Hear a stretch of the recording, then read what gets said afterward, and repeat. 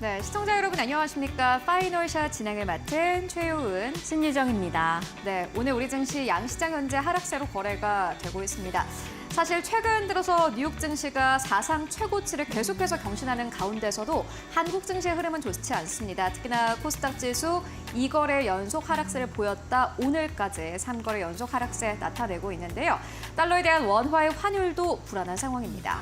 네, 어제부터 오늘까지 또 우리 시장 안에서 가장 주목하고 있는 이슈 중에 하나가 엔비디아의 실적 발표가 아닐까 싶습니다. 이 엔비디아 실적 발표 덕분에 필라델피아 반도체 지수는 상승했음에도 불구하고 오늘 우리 시장 안에서는 좀 표정이 다른 모습인데요.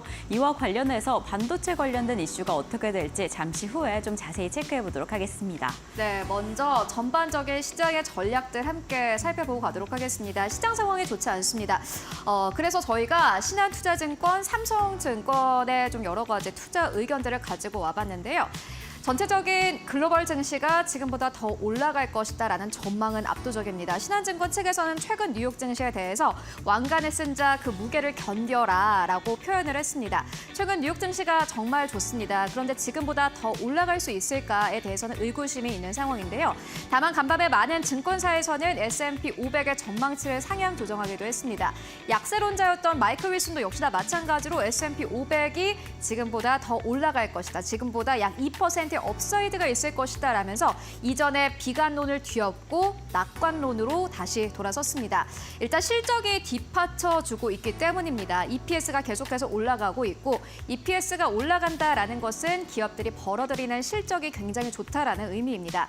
그렇기 때문에 약간의 조정이 있더라도 조정을 한번 겪고 다시 한번 기업 실적에 뒷받침돼서 주가가 계속해서 올라갈 것이다라는 기대감 나오고 있습니다. 그렇다면 한국 증시는 어떨까요? 뉴욕 증시를 그대로 따라가지는 못하겠지만은 그럼에도 불구하고 이 코스피 지수가 지금보다 더 올라갈 것이다라는 증권사의 커멘트가 압도적입니다. 다만 코스피 지수 자체가 2,700선에서 현재 박스권을 제대로 뚫어내지는 못하고 있는 상황입니다.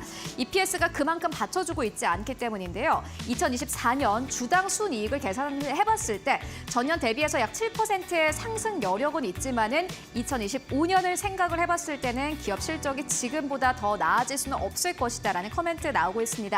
그렇기 때문에 우리는 이 지수가 빠질 때 매수를 하고 올라갈 때 매도를 하는 그러한 전략이 맞겠다라고 신한투자증권 측에서는 밝혔습니다. 그렇다면 삼성증권 측에서는 오늘 시장 그리고 이번 주 시장에 대해서 어떻게 보고 있을까요? 삼성증권 측에서 월요일에 이번 주 위클리 리포트를 내놓았는데 이번 주 시장은 순환매 장세가 될 것이다. 그리고 5월 달 동안 계속해서 시장 자체가 순환매 장세를 보여왔다라는 투자 의견을 제시를 했습니다. 실질적으로 그랬습니다. 리오프닝 그리고 반도체, 방산 계속해서 돌아가면서 강한 흐름 보여주고 있는 상황인데요. 가격과 기간 조정이 나오는 종목을 주목하자라는 투자 의견을 제시를 했습니다. 삼성증권 측에서는 미국의 고용과 물가, 소비 등 주요 지표 가 안정세를 보이고 있기 때문에 전체적인 시장을 봤을 때 사실 뚜렷한 악재는 없는 상황이다. 다만 대형 주도주가 부재하다라는 의견을 제시를 했는데요. 업종과 종목별 변동성이 높아지는 모습을 보이고는 있지만은 관심 종목의 포를 넓히는 전략이 유효할 것이다라는 투자 의견을 제시를 했습니다. 그러면서 주간 추천 종목으로 대형주 중심의 종목들을 조금 내놓았는데 삼성전자, SK하이닉스, 현대차, 기아, 셀트리온과 같은 특히나 기업 밸류어 프로그램에 속해 있는 기업들에 대해서 긍정적인 투자 의견을 제시하기도 했습니다. 그렇다면 삼성전자, SK하이닉스, 현대차, 기아 조금 더 자세하게 만나보고 가실까요? 오늘 시장에서는 삼성전자는 떨어지고 SK하이닉스는 오르고 있습니다.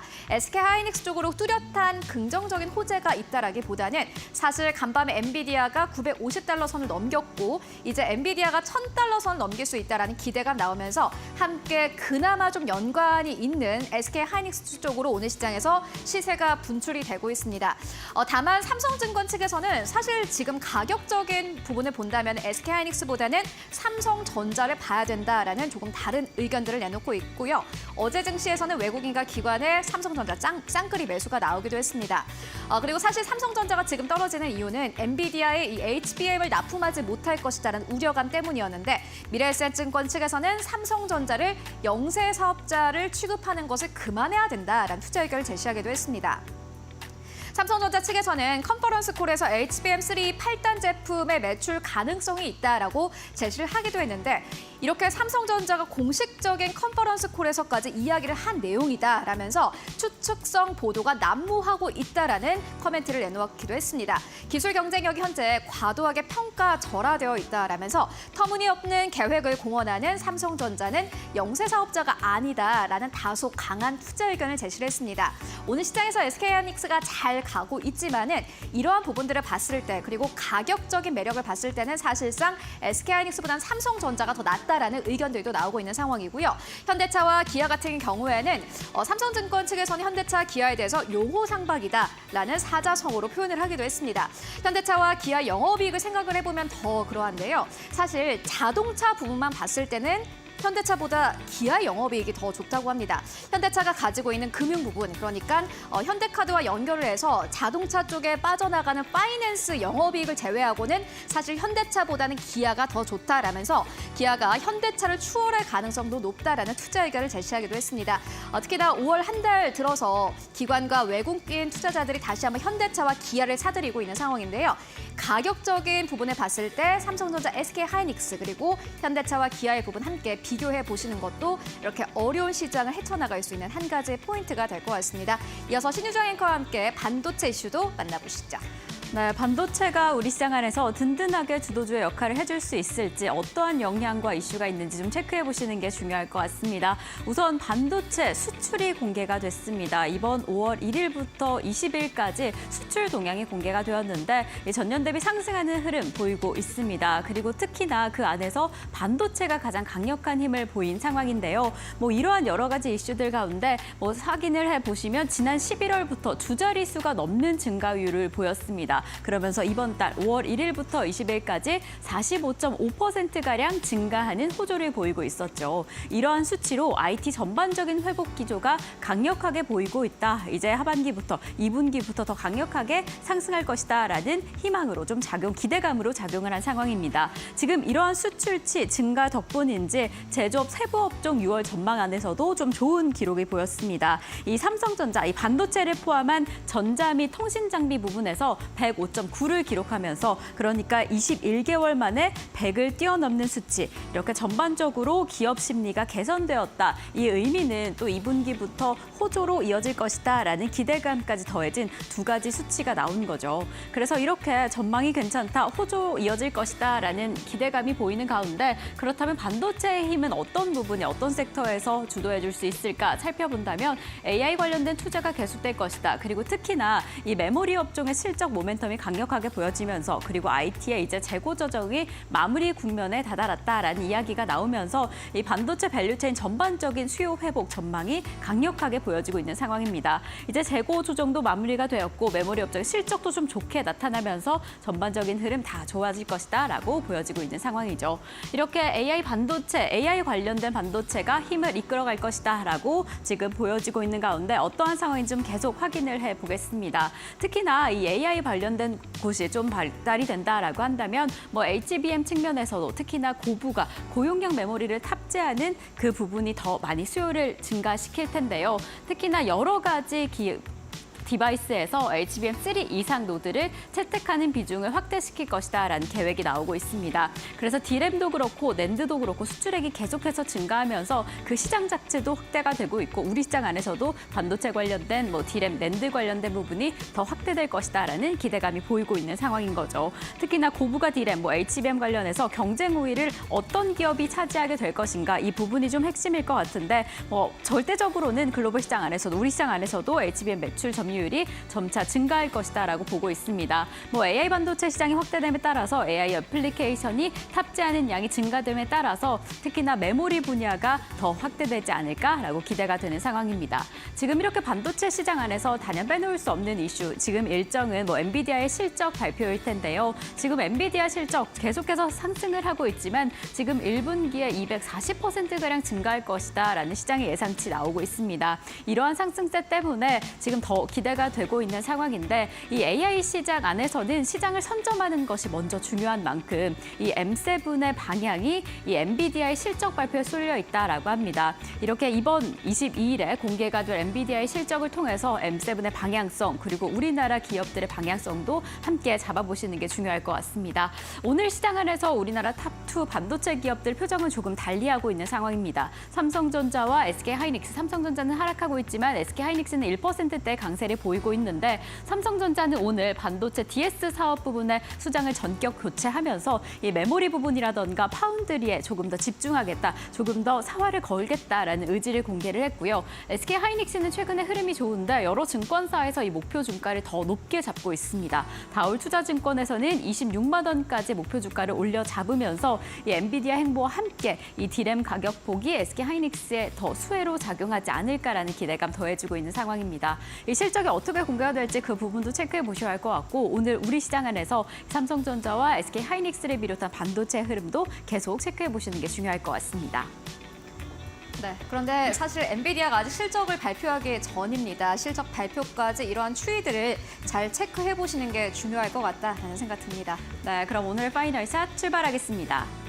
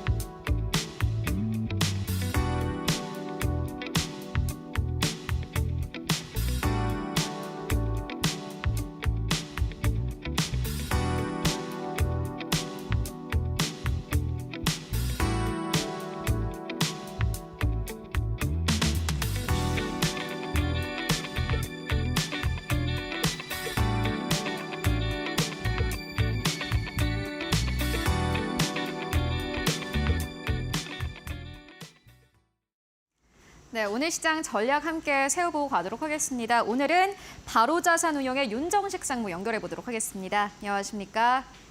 네, 안녕하세요. 네, 상무님, 오늘 우리 시장은 조정인 듯합니다. 오늘 우리 시장 분위기 어떻게 보고 계십니까? 네, 사실 미국 시장이 좀 좋았기 때문에 국내 시장, 오늘 시장을 좀 기대해 볼 수 있는 그런 상황이었는데 좀 아쉽죠. 그러니까 시장이 조정이 깊진 않습니다. 코스피 0.7% 하락이고요. 코스닥은 약보합 정도의 수준을 보여주고 있습니다. 이 하락이 깊진 않지만 원래 기대를 했는데 그 기대감이 이루어지지 못했을 때 실망감이 좀 더 크죠. 시장이 하락하겠다라고 예상을 했을 때 이 정도 하락하면 그냥 하락하나 보다 정도로 생각할 수 있는데 미국 시장 상승에도 불구하고 나스닥이 상승했죠. 그리고 필라델피아 반도체 지수 좋았고 엔비디아 실적 좀 전에도 말씀 주셨는데 아직 안 나왔지만 엔비디아도 주가가 상승을 했습니다. 반도체 기대해 볼 만했죠. 오늘. 분위기는 좋았는데 뚜껑 열어보니까 SK 하이닉스만 좀 올라가는 그런 모습을 보여주면서 시장 좀 실망감이 있고 외국인 기관의 차익 매물이 좀 나오고 있는 그런 상황입니다.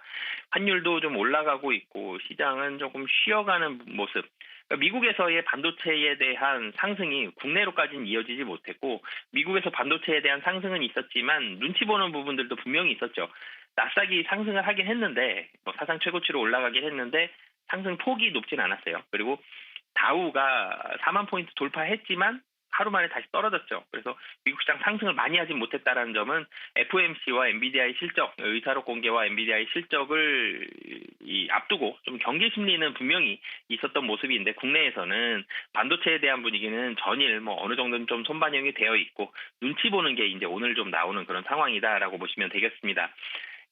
그리고 대형주나 시장 분위기는 그렇게 보시면 될 것 같고요. 코스닥에서는 이 HLB라는 엄청난 이슈가 좀 있었죠. 시가총액이 워낙 좀 컸기 때문에 시장에 영향 많이 미쳤는데 오늘 하락을 좀 마무리하고 굉장히 큰 폭은 아니지만 그래도 상승하면서 하락을 좀 마무리하는 그런 모습들이 좀 나오고 있고 에코프로와 에코프로 BM 두 종목이 좀 하락을 했기 때문에 사실 이 두 종목이 보합권 정도만 갔어도 코스닥은 상승 종목이 상당히 좀 많이 있습니다. 분위기가 나쁘진 않았는데 약보합에 대한 흐름이 나오는 거는 에코프로와 에코프로비엠 이 두 종목 때문에 코스닥 시장은 좀 약보합 흐름이 나오고 있고 코스피는 하락하는 종목이 훨씬 좀 많죠. 시가총액 상위 종목 중에서 종목 수는 좀 하락하는 종목들 이 타익 매물이 좀 나오면서 그러니까 이유가 FOMC 의사록 공개를 앞두고 좀 차익 매물이 좀 나오고 있는 상황.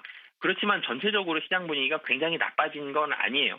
그러니까 코스피 시장에서 외국인이 1,871억 원, 장 끝날 때까지 아마 한 2천억 정도 매도를 할 것 같고 기관이 지금 2,449억 원 매도했거든요. 매도 금액이 작은 건 아닙니다만 시장의 분위기가 확 매도로 바뀌어서 나빠졌다라기보다는 오늘 매도가 나온다기보다는 경제 심리 앞두고 좀 짧게 들어간 이 매수 금액들은 오늘 일정 부분 좀 나오고 있는 상황 이 정도다라고 보시면 될 것 같습니다. 전체적으로는 실적에 대한 호조세를 보이는 종목들, 뭐 SK 하이닉스, TP 계속 올라가고 있죠. 현대차 그리고 KB금융 지금 상승하고 있는 종목들 몇몇 종목들 본다라면은 그래도 실적 호조세를 보여주고 있는 그런 종목들 위주로는 그래도 매수세가 좀 들어가고 있는 상황이다라고 보시면 되겠습니다.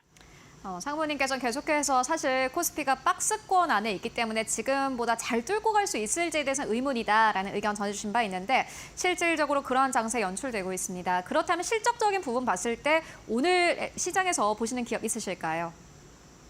네, 이 삼성전기 좀 말씀을 드리고 싶습니다. 삼성전기도 어닝 서프라이즈가 나왔습니다. 굉장히 좋은 실적을 보여줬는데 삼성전기 이 휴대폰 카메라 모듈과 MLCC 두 파트로 보시면 되는데 휴대폰 카메라 모듈은 휴대폰이 더 많이 팔리진 않습니다. 특히 삼성전자의 갤럭시의 판매량이 늘진 않는데요.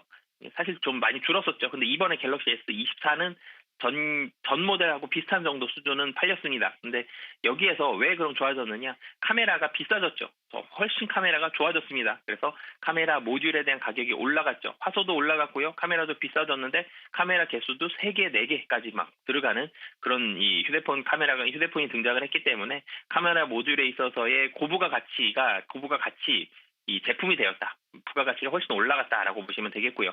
MLCC가 좋아지고 있습니다. 사실은 카메라 모듈보다 삼성전기는 MLCC가 좀 더 중요한데요. MLCC 같은 경우는 그동안 좀 비수기였습니다. 좋지 않은 모습들 보여주다가 이제는 호황기에 대한 모습들.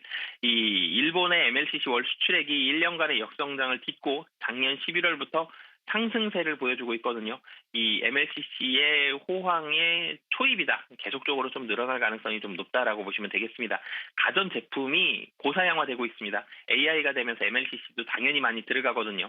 조금 넓게 봤을 때는 반도체 AI주에 대한 수혜가 삼성전기로까지 이어지고 있는 그런 상황이기 때문에 삼성전기 단기적으로는 지금 16만 원 정도 고점을 형성하고 있지만 차트를 좀 더 길게 본다라면 고점이 훨씬 더 높거든요. 여전히 좀 아래 수준입니다. 주가가. 실적이 올라가는 속도를 본다라면 밸류에이션도 굉장히 좀 싸거든요. 지금 PBR 1.4배 정도 수준입니다. 자산주 아닌데도 1배에 상당히 좀 가깝다라는 점, 상당히 좀 매력적이기 때문에 단기적인 고점이 16만 원 정도에서 좀 횡보하다가 다시 한번 여기를 돌파할 가능성이 실적면으로 봤을 때는 충분하다라고 보여집니다. 네, 삼성전기에 대한 투자 의견 듣고 왔습니다. 오늘도 말씀 고맙습니다. 네, 감사합니다. 네, 5월 21일 화요일 시장 오후 2시 18분 지나가고 있습니다. 오늘 우리 시장은 또 어떤 수급적인 특징을 보이고 있을까요? 그런 특징이 우리 시장을 어떻게 꾸려나갈지 지금 양시장 지수부터 체크를 해보겠습니다. 코스피부터 확인을 해보겠습니다. 오늘 코스피 0.74% 하락하며 2,722선 지나가고 있습니다. 이렇게 2,730선이 붕괴가 되었고요. 코스닥은 약보합 지나갑니다. 845선 지나가고 있는 지금 시장의 상황입니다. 그렇다면 수급은 어떻게 보여지고 있을까요? 코스피부터 체크를 해보겠습니다. 지금 외국인과 기관 투자자 동반 매도세로 지수 하방 압력을 가하고 있는데 외국인 투자자 오늘도 덜어내면서 3거래일째 매물을 출회하고 있는 상황이고요. 개인 투자자 홀로 담아냅니다. 4,448억 원의 매물을 담아내고 있는 지금 시장의 상황입니다. 코스닥은 어떨까요? 코스닥의 수급 동향 바로 체크를 해보겠습니다. 개인과 기관 투자자 동반 매수세 확인이 됩니다. 각각 183억 원, 241억 원의 순 매수세 보이고 있고요. 외국인 투자자는 295억 원 덜어내고 있습니다. 이렇게 3거래일째 순 매도세 이어가고 있는 지금 시장의 상황입니다. 이렇게 지금 우리 양시장 모두 하락하고 있는 상황입니다. 이러한 상황 속에서 또 어떤 수급적인 특징이 있을지 두 전문가님의 수급 한마디 화면으로 먼저 만나보도록 하겠습니다.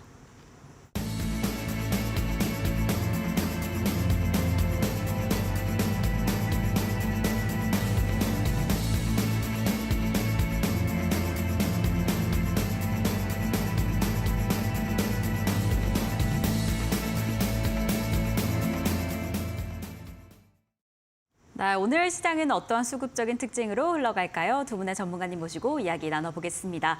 헤르메스 스탁의 하창환 본부장님, 프레스티지 경영전략연구소의 반종민 소장님 나와주셨습니다. 두 분 어서 오세요. 안녕하십니까. 네, 지금 우리 양시장 모두 하락을 하고 있는데 아무래도 이번 주에는 그 주요 이슈들 일정들을 무시할 수 없을 것 같습니다. 일단 엔비디아 실적도 앞두고 있는 상황이고 FMC 회의록도 앞두고 있는 상황이어서 지금 좀 흐름이 그리 좋지 않은데 본부장님 어떻게 보고 계실까요?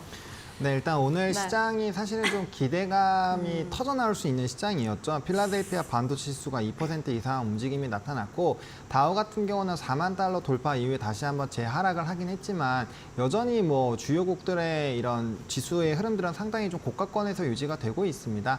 그러다 보니까 금일 같은 경우는 이제 반도체를 좀 필두로 주가의 상승력이 좀 나오지 않을까라는 기대감이 일부 있었는데요. 최근에 이제 선물에 대한 이런 가격 동향들에서의 좀 변화가 나타나고 있기 때문에 수급적인 뒷받침이 나오지 못했고 거기에 따라서 금일 시장 자체는 그렇게 크게 좋은 흐름들이 나타나지 못하는 것 같습니다.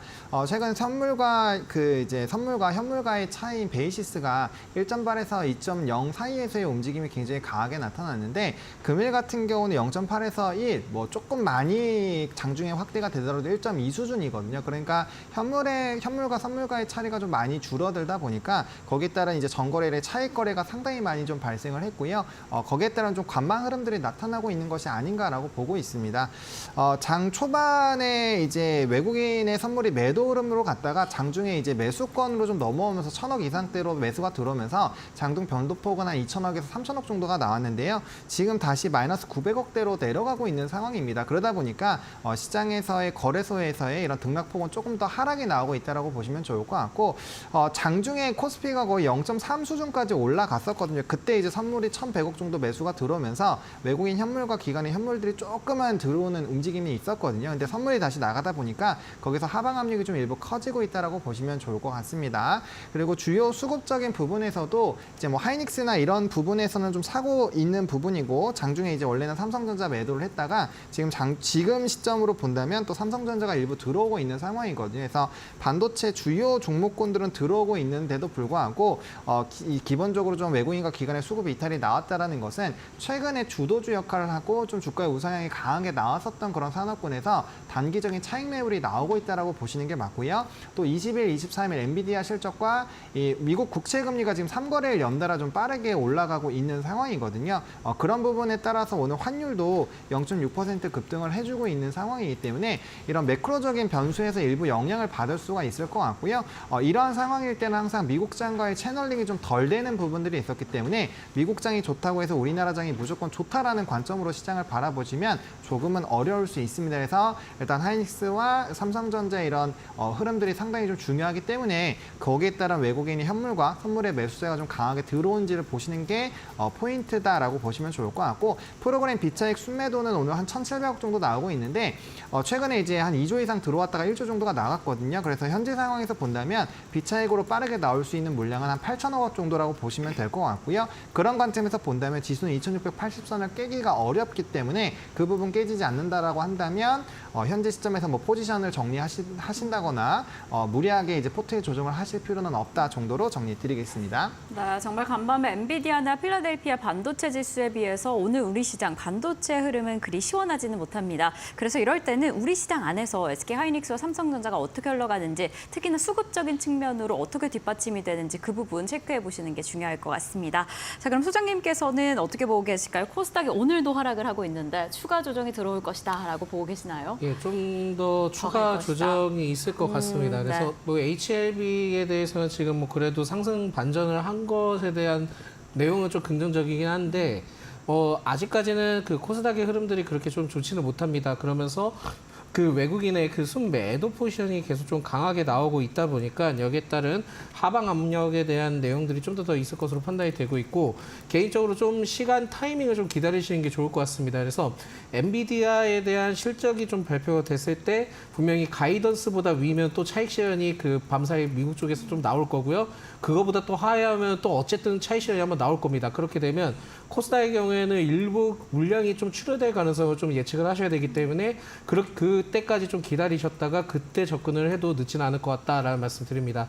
그래서 최근에 지금 가는 그 섹터, 그러니까 화장품의 경우에는 계속 좀 강세를 보여주고 있고, 뭐 전력객이나 전선이나 그런 쪽은 차익 시장이 계속 좀 반복되고 있는 흐름들을 봤을 때는 지금 현재 그 증시의 흐름들이 오래가지 못하는 것 같습니다. 그렇기 때문에 기존에 좀 보유하셨던 분들의 경우 그 보유 종목이 일시적으로 좀 급등을 하게 돼서 수익 구간이면은 차익 실현을 좀 해주시는 게 좋지 않을까. 그래서 급등시 비중 축소 의견을 좀 필요하다라는 말씀 드리겠고요. 엔비디아 실적 발표 난 다음에 만약에 하방이 한번 크게 작용을 한다면은 그때 접근해도 늦지 않을 것 같습니다. 네, 지금 오늘 시장 안에서도 외국인 투자자의 매도세가 계속해서 이어지고 있는 만큼 우선은 엔비디아 실적을 좀 기다리고 그 이후의 흐름을 차분히 체크해 보시는 게 어떨까라는 이야기해 주셨습니다. 그리고 급등이 나오게 된다라고 하면 그 포인트에서 차익 실현 기회도 한번 체크해 보시면 더 좋을 것 같습니다.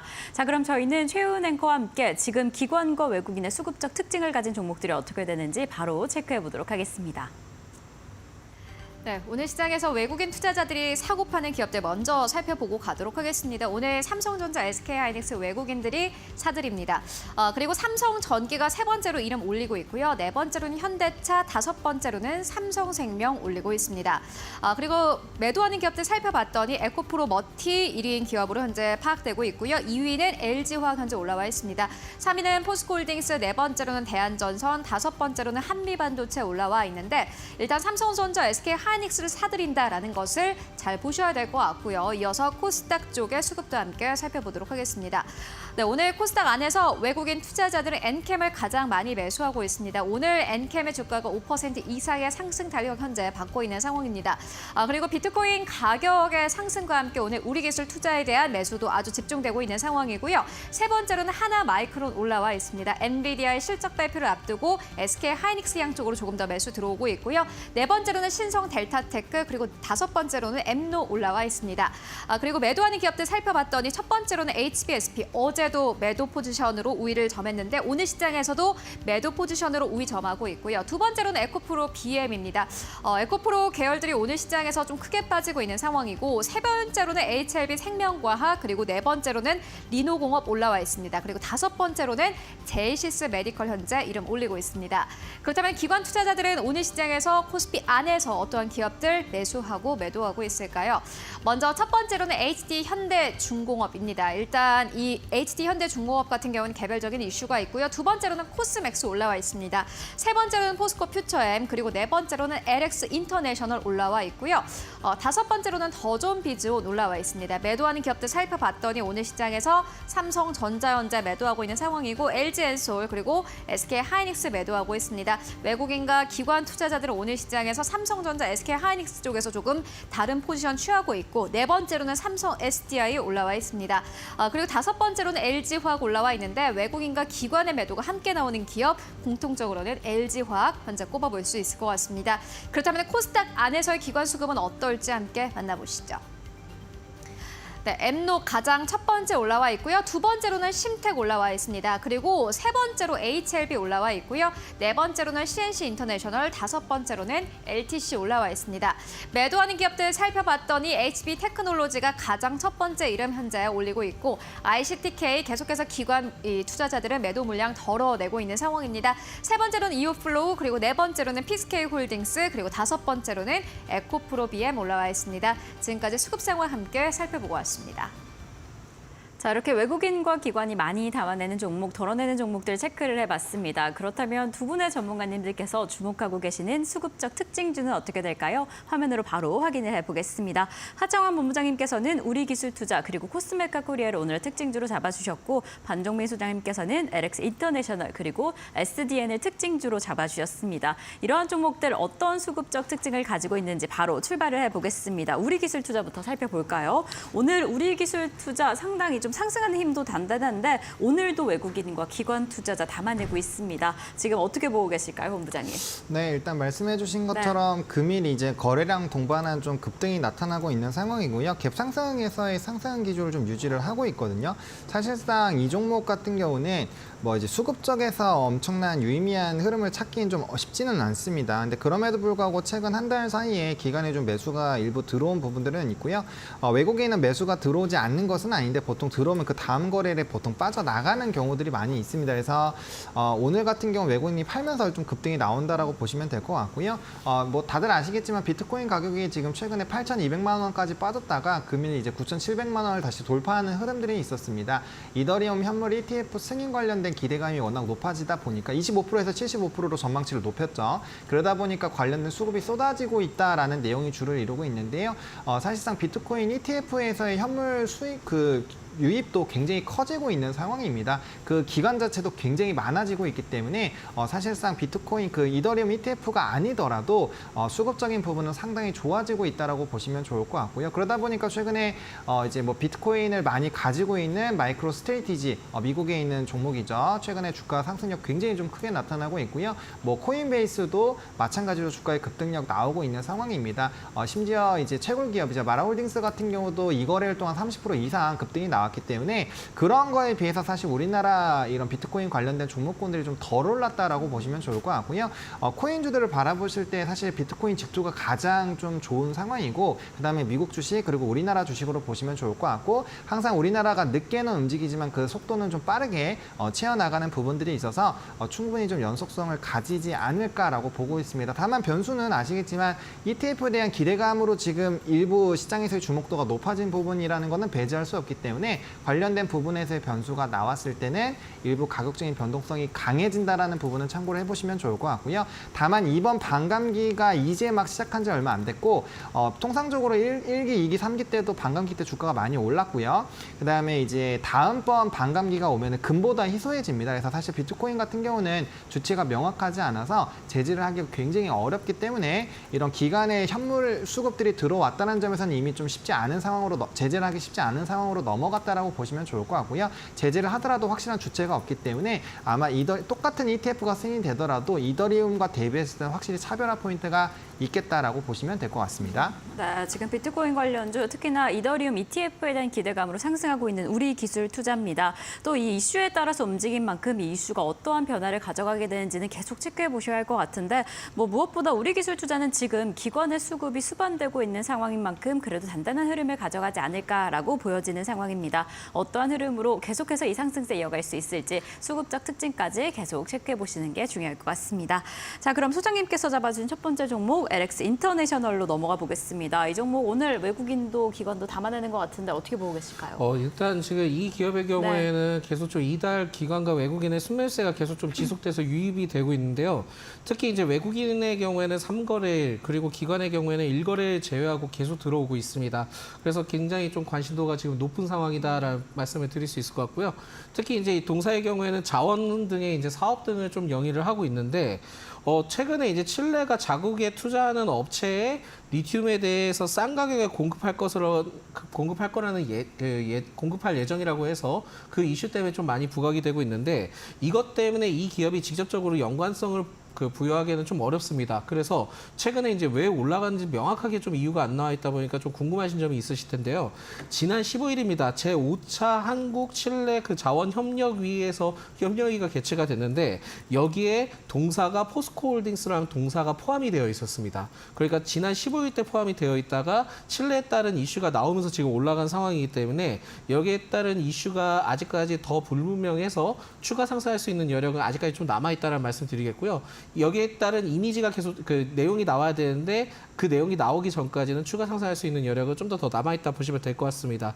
그래서 동사의 경우에는 기존 보유자 영역이다라고 좀 생각을 하시면 좋을 것 같고 현 구간이 지금 저항 구간이기 때문에 이 구간만 좀 매물을 좀 소화를 해준다 하면은 추가 상승할 수 있는 여력도 충분하기 때문에 지금은 좀 계속 들고 계시는 게 낫지 않을까라는 말씀 드립니다. 그래서 순매수의 유입을 봤을 때는 지금은 흐름들이 좀 더 올라갈 수 있는데 만약에 좀 더 포인트를 잡는다 하면은 38,000원에서 4만 원대까지 보고 접근을 해보셔도 좋을 것 같습니다.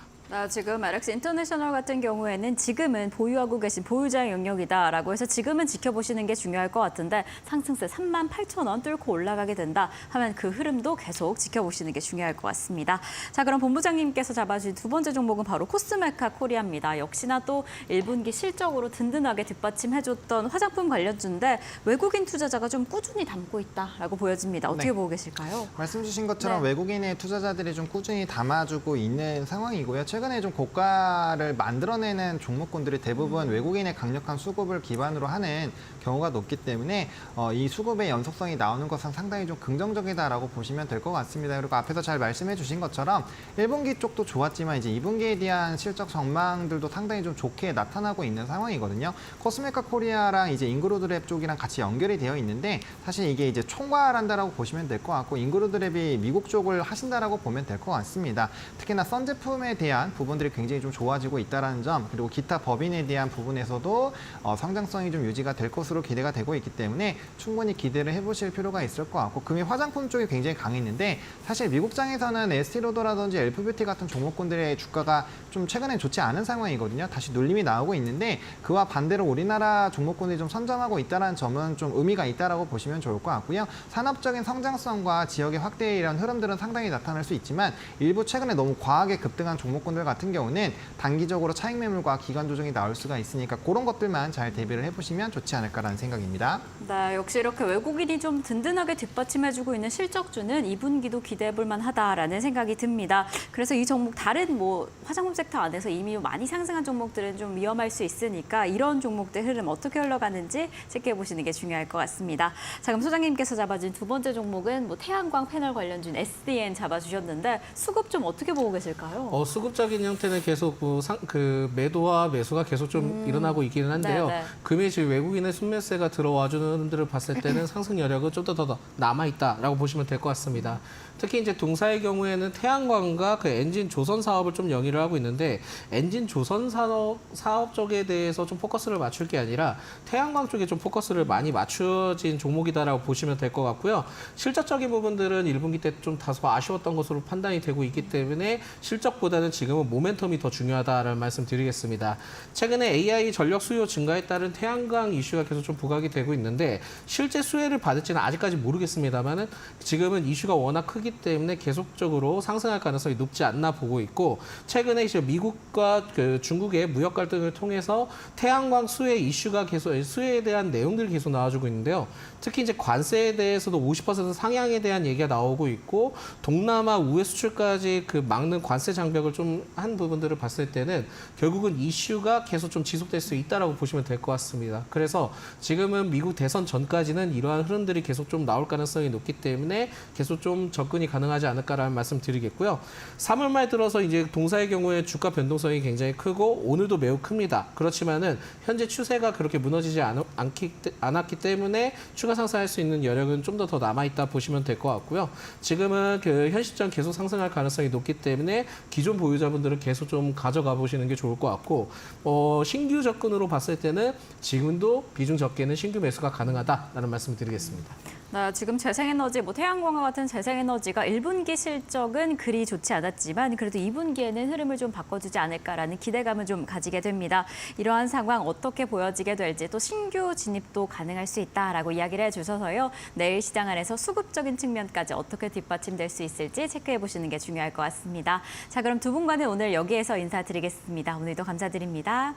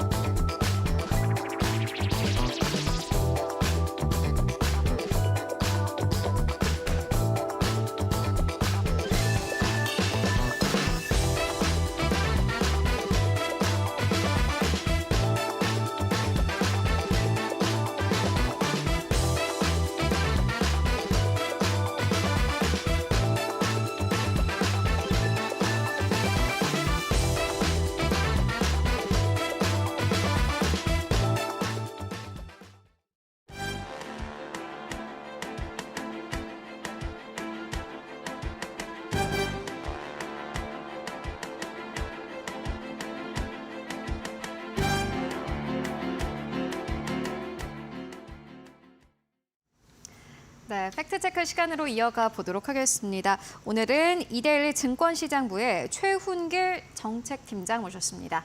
안녕하십니까? 네, 안녕하십니까? 네, 오늘은 어떠한 좀 아이템으로 팩트체크 준비하셨습니까? 예, 오늘은 조금 전에 그 제목에서 소개된 것처럼 그 이복현 원장이 지난주에 미국 출장을 갔다 왔습니다. 사실 올해 2월 달에 금감원 업무 계획을 밝힐 때 그때부터 미국 출장에 대한 언급이 있었는데요. 그 결과가 이번 주 뭐 월요일자 신문에 쭉 실리기 시작했고요. 그 관련된 내용을 준비해 왔는데 사실 이제 그 이걸 아이템을 준비할 때도 해외 출장 관련 그런 내용을 하다 보면 이제 대부분의 우리 이제 국민들께서 외유성 출장인데 뭐 이렇게 알릴 게 있느냐라고 하실 수도 있고, 그리고 실제로 작년에 그 국회에서 국감 등이 열렸을 때 이복현 원장이 작년에는 런던이랑 동남아시아 쪽에 그 IR 관련돼서 출장을 갔다 왔거든요. 이것에 대해서 국회의원들도 왜 이렇게 외유성 출장을 갔다 오느냐, 아니면 뭐 그 금융위원장이 가야지 왜 금감원장이 금융감독을 해야 되는데 왜 업계랑 같이 이렇게 가느냐라고 말이 많이 나올 정도로 출장 관련된 내용들에 대해서 갑론을박이 있는 상황인데요. 사실 그럼에도 이번에 출장 관련된 내용을 준비한 거는요.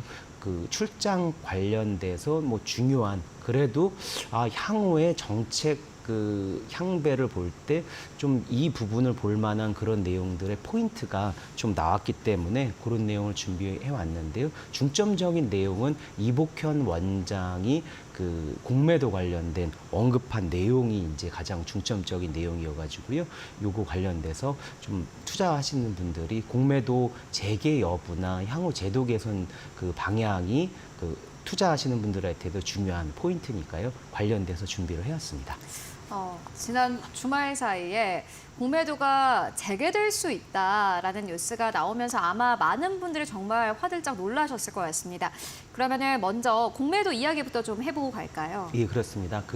요 발언을 보면서 이제 개인적으로 느꼈던 거는 네. 이복현 원장이 해외 투자자들을 만나서 그 공매도 재개에 대한 속내를 좀 드러낸 거 아니냐. 그런 이제 생각이 들 정도로 이제 공매도 재개에 대한 좀 진전된 그런 그 워딩이 나왔는데요. 워딩을 우선 뭐 많이 접했지만 전체적 풀워딩을 보면은 조금 더 이게 확실히 느낌이 다르다라는 걸 느낄 수 있는데, 어떻게 얘기를 했냐면요.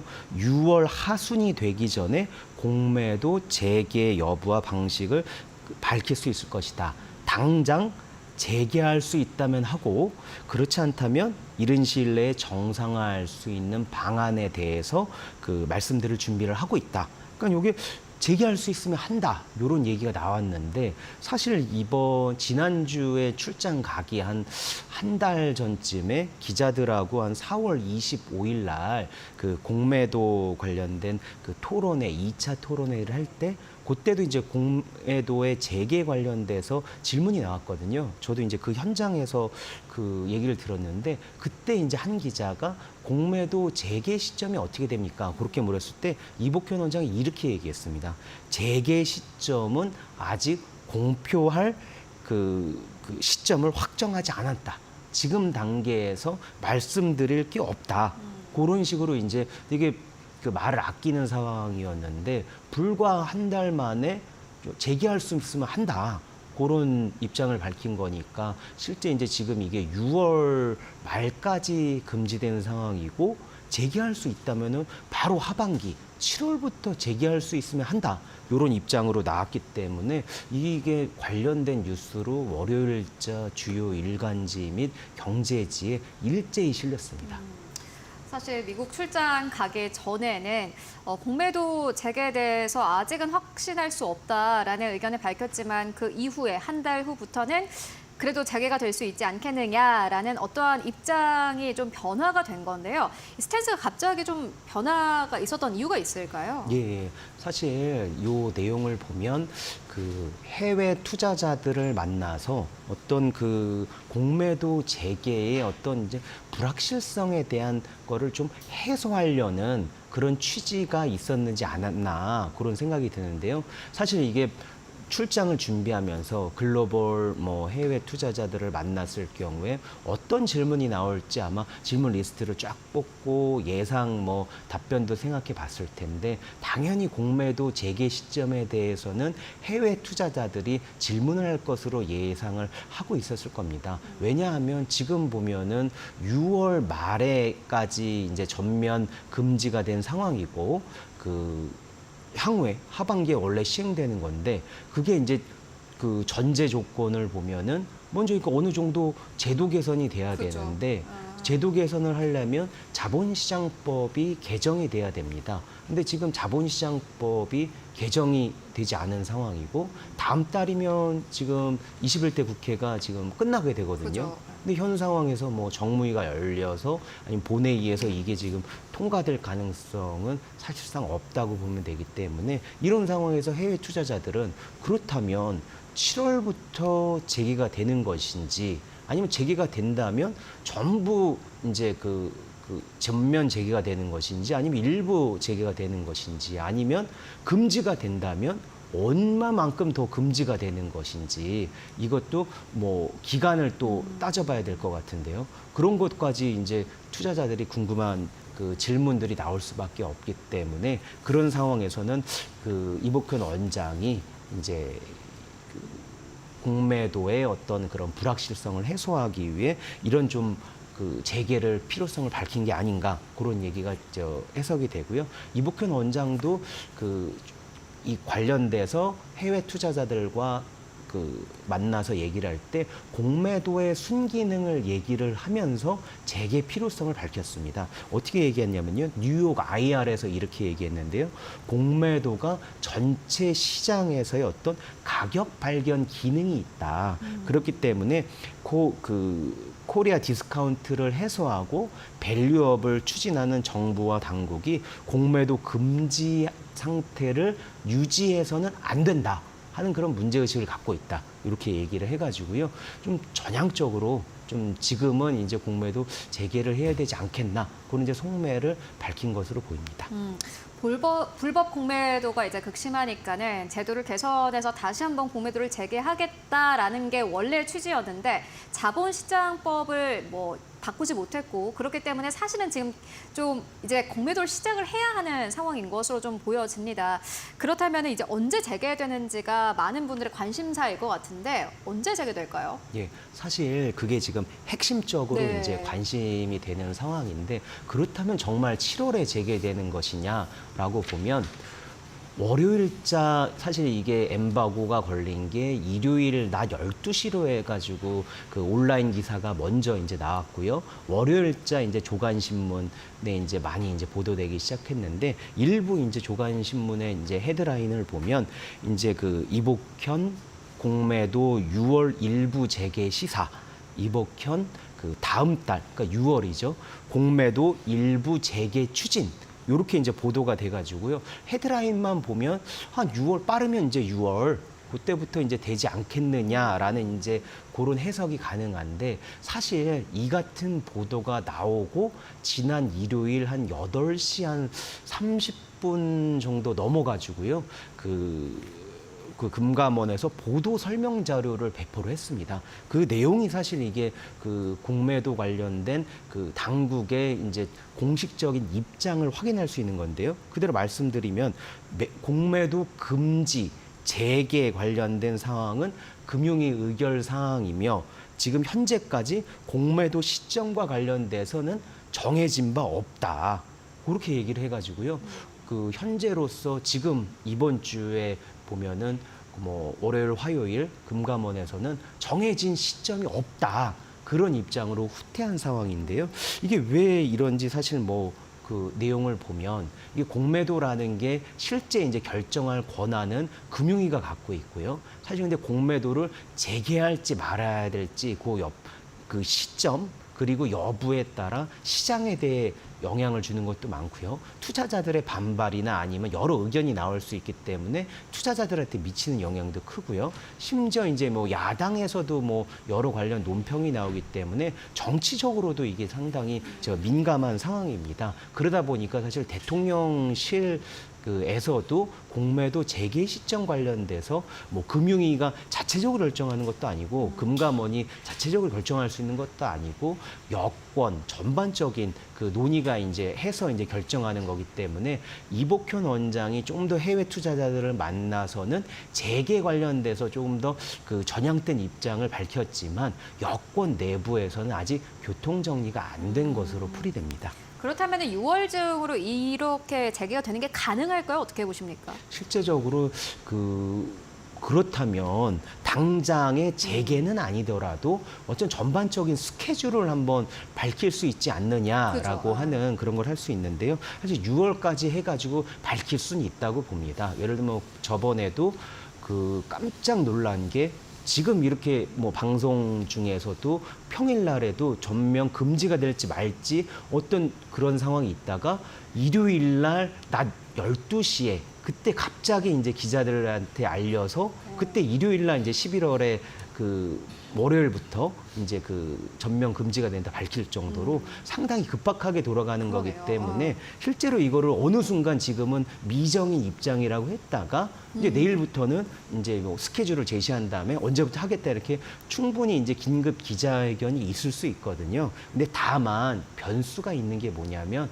이제 다음 주면 22대 국회가 열리잖아요. 그럼 결국 재개 여부든 그런 거는 제도 개선하고 맞물려 있는 거기 때문에 제도 개선이 어느 정도 가는지 스케줄은 결국 여소야대 상황에서 민주당이 칼자루를 쥐고 있는 상황이거든요. 그래서 스케줄을 밝힌다 하더라도 그 현실성 여부는 국회 22대 상황까지 지켜봐야 됩니다. 사실 현실적으로 이러한 제도 개선이 쉽지 않다라는 게 느껴지는데 그리고 무엇보다 글로벌 IB의 불법 공매도와 관련된 조사가 현재 진행 중에 있지 않습니까? 예, 그렇습니다. 그러니까 지금 제도 개선이나 다른 게 모두 완비됐다 하더라도 투자자들이 반발할 수밖에 없는 상황인 게요. 최근에 이제 금감원이 밝히기도 했는데 불법 공매도, 즉 이제 글로벌 IB 대상으로 해가지고 총 14개 대상으로 해서 전수조사를 해서 2021년 5월부터 이제 작년 12월 말까지 조사를 했는데 그 9개사의 불법 공매도로 2,112억 원 규모의 그런 불법 상황을 적발을 했거든요. 그리고 최근에 이제 함용일 금감원 부원장이 이제 지난주에 지난 16일, 17일 홍콩을 찾아서 글로벌 IB와 홍콩 당국과 관련 면담을 했습니다. 그러니까 이런 상황에서 이제 최종적으로 전수조사 결과가 아직 뭐 공표되지 않았고 금감원에서 공표된 이후에도 이게 뭐 과징금을 어느 정도 부과를 하느냐 아니면 검찰 수사로 넘기느냐 그거는 결국 금융위 산하의 증선위까지 가야 되거든요. 그 일정까지 보면 최소 몇 달이 필요합니다. 그런 상황이기 때문에 요런 상황이 아직 완료가 되지는 않은 상황에서 당장 다음 달에 재개한다고 하면 투자자들 사이에서 불법 공매도가 아직 처벌 수위도 나오지 않은 상황에서 재개하는 거는 시기상조고 문제가 있다 나올 거기 때문에 이 글로벌 IB에 대한 불법 공매도 조사의 어떤 현황 그 부분도 함께 봐야 할 것으로 보입니다.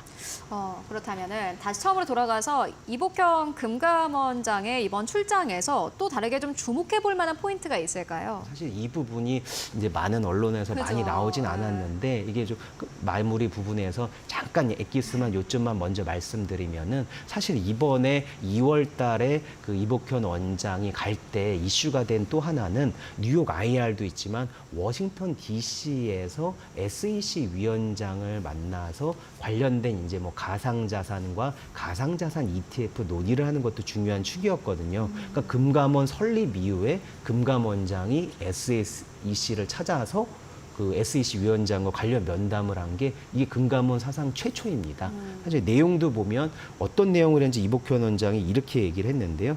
가상자산 관련돼서 SEC에서 어떻게 해석을 하는지 또 비트코인 현물 ETF 관련돼서 우리의 제로는 어떻게 되는지 그걸 좀 물어봤다. 그리고 비트코인 현물 ETF 관련된 어떤 국내 도입 여부를 떠나서 시장이나 그런 영향이기 때문에 관련된 대한 어떤 영향은 어떤지, 우리 그 금융 환경에 어떤 상황을 미칠지도 물어봤다고 하는데요. 우리나라는 지금 비트코인 현물 ETF가 지금 금지된 상황이잖아요. 그런 상황에서 사실 이런 내용들이 향후에 이제 그 22대 국회에서 민주당 쪽에서 그는 비트코인 현물 ETF를 허용하자는 입장이기 때문에요. 이것과 관련된 어떤 논의가 뭐 구체적인 논의 상황에 대해서는 현재 공개가 되지는 않은 상황인데요. 그러니까 어떤 그 아마 이제 구체적으로 이제 그 논의가 진행이 되면 논의가 그 이복현 원장이나 금감원에서 입장을 밝힐 것 같습니다. 그때 이런 포인트도 같이 보면 좋을 것 같습니다. 그렇다면 승인이 될까요? 어떻게 보십니까? 사실 좀 그 가장 주목되는 게 23일 날 이더리움 현물 ETF 승인 여부가 이제 결정이 되잖아요. 현재 이제 관련 보도를 보면은 이제 그 비트코인 현물 ETF 같은 경우에는 사실 여러 차례, 그러니까 뭐 숙려 심의 기간이 꽤 길은 반면 이더리움 현물 ETF 같은 경우에 그 정도 무르익지 않았고 비트코인하고 현물 그 또 이더리움 간에 또 구체적인 뭐 알고리즘이나 그런 거래 방식이나 좀 아니면 내용을 따지고 그 안에 들어간 백서나 그런 걸 보면은 똑같은 구조가 아니기 때문에 그 똑같이 이게 허용될 거냐 하는 거에 대해서 물음표가 사실 많은 상황인데 사실 현재 뭐 최근 보면 이번 주 보면 이더리움이 꽤 오르는 상황이거든요. 그러니까 시장에서의 기대감은 여전히 있는 상황이긴 하지만 과연 이게 승인될지 그 여부를 봐야 될 것 같고요. 만약 승인이 된다면 우리나라는 지금 비트코인 현물 ETF도 지금 불어된 상황이기 때문에 금융당국에서는 사실 금융위가 관련된 그 결정을 하게 될 텐데 그렇죠.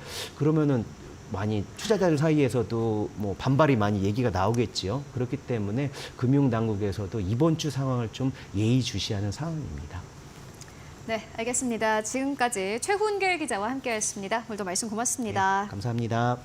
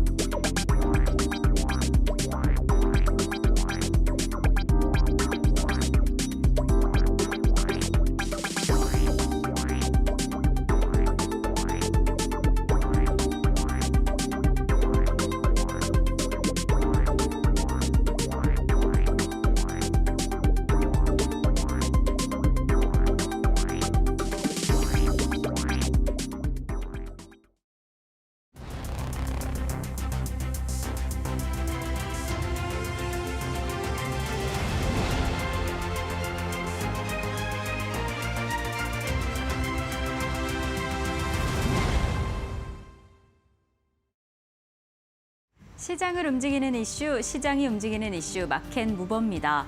글로벌 철강 시장 1분기에는 좀 침체된 흐름을 보였다라는 이야기가 계속 나왔습니다. 아무래도 중국 시장 안에서 공급 과잉 상황이 계속해서 지속이 되고 이에 비해서 춘절 기준으로 수요가 회복이 되지 않으면서 좀 어려운 흐름을 보인 건데요. 그리고 이뿐만 아니라 미중 간의 갈등에서 철강 쪽을 좀 제재하겠다라는 불안감이 더해지면서 주춤한 흐름이 지속됐던 1분기였죠. 그래도 그럼에도 불구하고 2분기에는 좀 나아지지 않을까, 5월 시장이 지나가면 나아지지 않을까라는 기대감은 여전히 남아 있습니다. 우선 재고 측면에서도 이 계절적으로 수요가 회복될 국면에 다다를 것이다라는 기대감이 보여지고 있고, 그리고 이에 중국 정부가 좀 강력한 정책을 내놓고 있습니다. 이 부동산 시장 안에서 강력한 정책 지원책을 내놓으면서 이 철강 시장의 분위기를 좀 바꿔보겠다라는 의지가 보이고 있는데요. 어떠한 정책을 내놓고 있는지 바로 확인을 해보겠습니다. 네, 중국 시장 안에서는 우선 좀 강력한 정책을 내놓을 것이다라고 계획을 하고 있는데, 이뿐만 아니라 우선 이 계절적으로 수요가 어떻게 개선되는지 체크를 해보겠습니다. 5월 중순에 2,000포인트까지 상회가 된 건화물선 운임 지수에 따르면 계절적으로 철강의 움직임, 철강의 수요가 상당히 증가하고 있다라는 흐름 보이고 있습니다. 자, 그렇다면 이 상황 속에서 가격은 어떻게 안정화될 것인가, 그 흐름을 좀 체크를 해보면요. 사실 지난해 이 철광석 재고가 최고치를 경신했다. 있다라고 이야기가 나오고 있습니다. 하지만 감산 효과가 더해지면서 이 최고점을 기록했던 톤단 가격이 급격하게 좀 해결이 되고 있습니다. 이러한 측면에서 가격까지 안정화되고 있고 수요까지 회복이 된다라고 한다면 좀 기대를 할 만한데 이에 중국 정부의 정책이 더해지고 있는 겁니다. 중국 정부는 이 부동산 시장 안에서 조금 더 노력하겠다라는 의지를 보인 건데요. 중국 시장이 어떠한 정책을 하고 있는지 바로 체크를 해보겠습니다. 우선 적극적으로 부동산 부양에 대한 투자 설비 계획을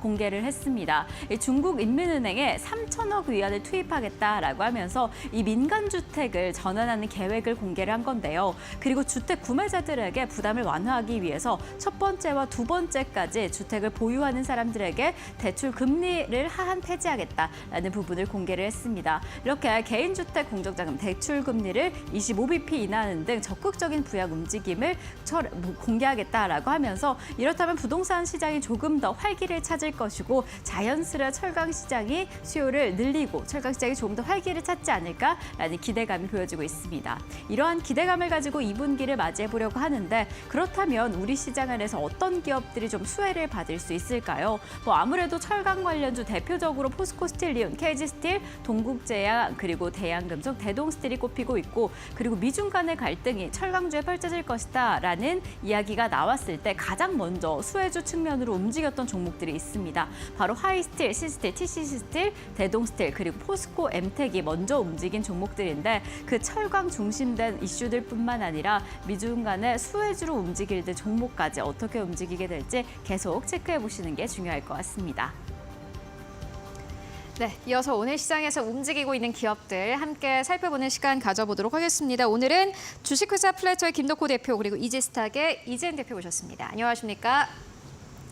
네, 오늘 두 분과 함께 오늘 시장에서 움직이고 있는 기업들 함께 살펴보고 가도록 하겠습니다. 먼저 첫 번째 기업은 김덕호 대표님께서 가지고 오신 LS 마린 솔루션입니다.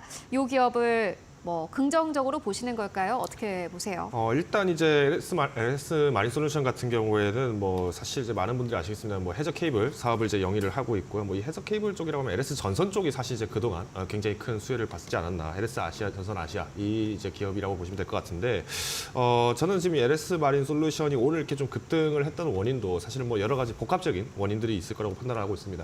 일단 첫 번째로는 이제 최근에 이제 미국 정부가, 그러니까 미국 정부라든가 구글 그리고 메타 이런 이제 대형의 이제 미국 기업들과 이제 정부가 지금 최근 들어서 이제 보안 문제를 빌미로 삼아서 이제 해저 케이블, 특히 이제 해저 통신 케이블 쪽에서 수주를 이제 좀 저항을 하고 있다 이런 얘기들이 나오고 있습니다. 그러다 보니까 이제 오늘 이제 반사 수혜를 받을 수 있다 이런 기대감들이 좀 이제 편승의 효과가 나오면서 오늘 좀 LS 마린 솔루션이 좀 강한 모습을 보이지 않았나라고 생각을 하고 있는데 어제 오늘 이어서 이렇게 이틀 연속 이렇게 상승세를 좀 탄력이 좀 오늘은 좀 둔화가 됐습니다만은 결국 이제 전반적으로 봤을 때 우리가 지금 이 전선입니다. 결국은 우리가 이제 이 케이블도 크나큰 전선이기 때문에 우리가 이제 최근에 유럽 지역에서 이제 해상풍력 쪽을 이제 계속 이제 지금 설비를 지금 늘려나가고 발전을 늘려나가고 있기 때문에 장기적인 입장에서 보면은 이런 전선주들은 당연히 수요에 대한 기대감들이 계속 커질 수밖에 없다라고 좀 말씀드릴 수 있을 것 같습니다. 대신 이제 주의하셔야 될 거는 이제 앞서서 말씀드린 것처럼 대중국 견제로 인해서 이제 이 반사 수혜를 받을 것이다. 이 기대감은 사실 지금 전선주뿐만 아니라 이제 우리나라에 있는 많은 기업들, 특히 철강 기업들이 아직 큰 동요가 없는 상황 속에서 오히려 지금 이제 전선주만 좀 이렇게 급등을 했다는 거는 조금 테마성으로 좀 움직였다고 저는 판단을 하고 있고요. 더 나가서 지금 이제 1분기 실적이 이제 발표가 됐습니다만은 1분기 실적 내에서 이제 국내 수주가 이제 좀 부진한 바가 있었습니다. 더불어서 이제 해외 실적이 좀 상대적으로 견조했기 때문에 결국 우리가 여기에 대한 기대감들이 이미 실적으로 지금 반영이 되고 있는 상태고 여기서 추가적인 상승을 하려면은 2분기 때 여기에 대한 어닝 서프라이즈가 나오지 않는 이상은 사실상 지금 이 LS 마린 솔루션에 대한 주가를 좀 더 높이기에는 조금 부담스러운 위치이지 않을까라고 저는 생각하고 있습니다. 그래서 저는 일단 마린 솔루션을 지금 이제 보유하신 분들이라고 하면은 최근에 이제 주가 변동이 좀 워낙 커지고 있고 또 내일 엔비디아 실적 발표에 좀 증시의 변동 그리고 이제 수급 변동을 좀 대응을 하신다는 입장에서 보신다면은 지금 시점에서는 한 차례 정도 매도를 하시는 것도 어떨까 판단을 하고 있습니다. 지금 그러니까 신규 매수는 적합하지 않다 이렇게 보시는 걸까요? 네, 그렇습니다. 네, 알겠습니다. 김덕호 대표님께서는 LS 마린 솔루션이 최근 시장에서 좀 크게 올라가고 있음에도 불구하고 사실 지금 신규로 매수를 하는 것은 굉장히 부담스럽다라는 조심스러운 투자 의견 함께 전해주셨습니다. 참고가 되시길 바라고요. 이어서 두 번째 기업 바로 만나보도록 하겠습니다. 우리기술투자입니다. 사실 오늘은 가는 종목이 몇 개 없어서 가지고 오시는 정보들이 거의 비슷한 것 같은데 우리기술투자를 어떻게 보고 계실까요? 네, 일단은 뭐 이더리움 현물 ETF가 이제 미 증권거래위원회 승인을 받을 수 있다는 낙관론이 솔솔 나오고 있는 상황인데요. 애초에 이제 이더리움 현물 ETF 같은 경우에 부정적인 시각이 많이 있었지만 지금 어제부터 해서 움직임이 좀 심상치 않고 그러니까요. 그리고 일단은 지금 ETF 분석가 같은 경우에도 ETF 승인 확률이 25%에서 75%로 지금 확률을 높였기 때문에 시장에서는 기대감이 더욱더 증폭이 된 상황이다라고 할 수가 있을 것 같습니다. 다만 지금 아무리 지금 확률이 올라갔다고 하더라도 워낙 이쪽 관련돼서는 또 우리가 예측을 벗어나는 경우도 너무나도 많았기 그죠. 때문에 무조건 잘 될 것이다. 지금의 흐름만 보고 판단하기에는 좀 위험성을 같이 가져갈 수 있다라는 부분을 좀 이야기를 드리고 싶고요. 일단은 테마성으로 움직인다라고 생각을 하시는 게 맞는 것 같습니다. 우리 기술 투자 같은 경우에 대장주로 항상 이제 비트코인 관련된 이슈가 있을 때마다 좀 강하게 상승세가 나왔는데요. 오늘도 역시나 거래량이 이제 동반이 되면서 강한 상승세가 나왔고 그동안 저항으로 좀 작용이 됐던 가격대도 어느 정도는 돌파 흐름이 나와줬는데 저는 일단 단기적으로 한 내일까지만 내일 오전 정도까지만 시세 연속성으로 좀 보시는 게 어떨까라는 말씀을 드리고 싶고요. 물론 뭐 만약에 좋은 결과가 나온다라고 한다면 추가적인 상승 여력도 분명히 있을 수는 있겠지만 우리가 항상 좋은 것만 생각은 할 수는 없기 때문에 그죠. 이러한 부분에 대한 대응도 꼭 같이 챙겨가셨으면 좋겠다는 이야기 드리고 싶습니다. 네, 오늘은 좀 보수적인 대응이 많은 것 같습니다. 김덕호 대표님에 이어서 이재은 대표님께서도 우리 기술 투자 물론 좋지만 우리가 예측할 수 없는 여러 가지 변수들이 있기 때문에 그러한 부분을 보면은 사실상 연속성에 대해서 확언할 수 없다라는 투자 의견 전해주셨습니다. 함께 참고해 보시면 좋을 것 같고요. 이어서 세 번째 기업입니다. HLB인데 이 기업 진짜 조심스럽습니다. 뭐 결론부터 내고 가도록 할까요? 일단 어떻게? 오늘 장중에 좀 이렇게 소폭 상승했습니다만은 네. 매매는 최대한 자제하셔야 된다고 저는 판단을 하고 있습니다. 제가 이 말씀을 드리는 원인이 뭐냐면은 일단 승인 불발이 이제 나오고 나서, 그러니까 지금 이제 하한가 거래가 이제 오늘 좀 이렇게 풀게 됐는데, 네.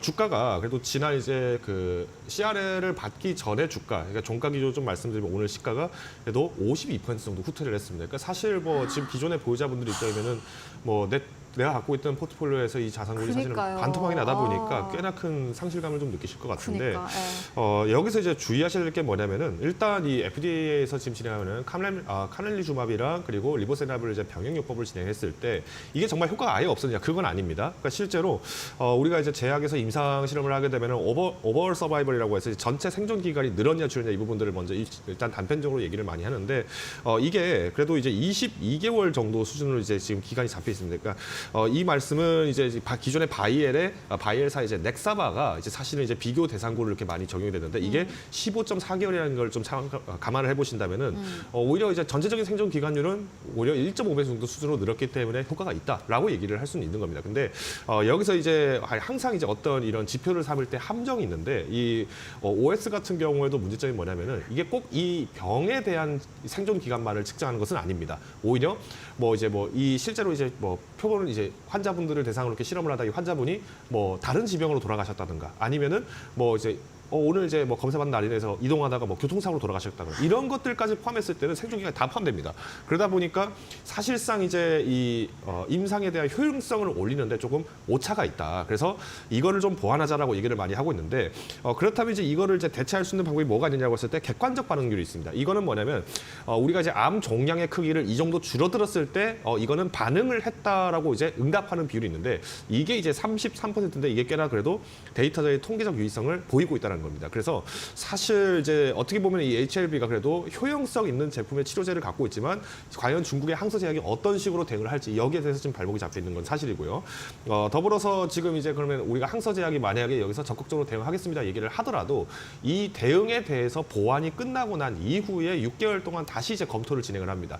그래서 이제 여기서는 HLB가 아무래도 실질적인 상장을 하기까지 시간은 좀 오래 걸릴 수 있기 때문에 오늘 단기적인 거래가 많이 물려 있는 시점에서 급하게 들어가시는 건 조금 위험한 행동일 수 있다라고 보는 거죠. 오히려 매수를 하신다면은 1주에서 2주 정도 이후에 좀 주가가 좀 조정되고 거래 물량이 좀 소원해졌을 때 이때 조건을 보신다면 모르겠습니다만은 오늘만을 위해서 이렇게 접근하시는 좀 어렵다라고 판단을 하고 있고요.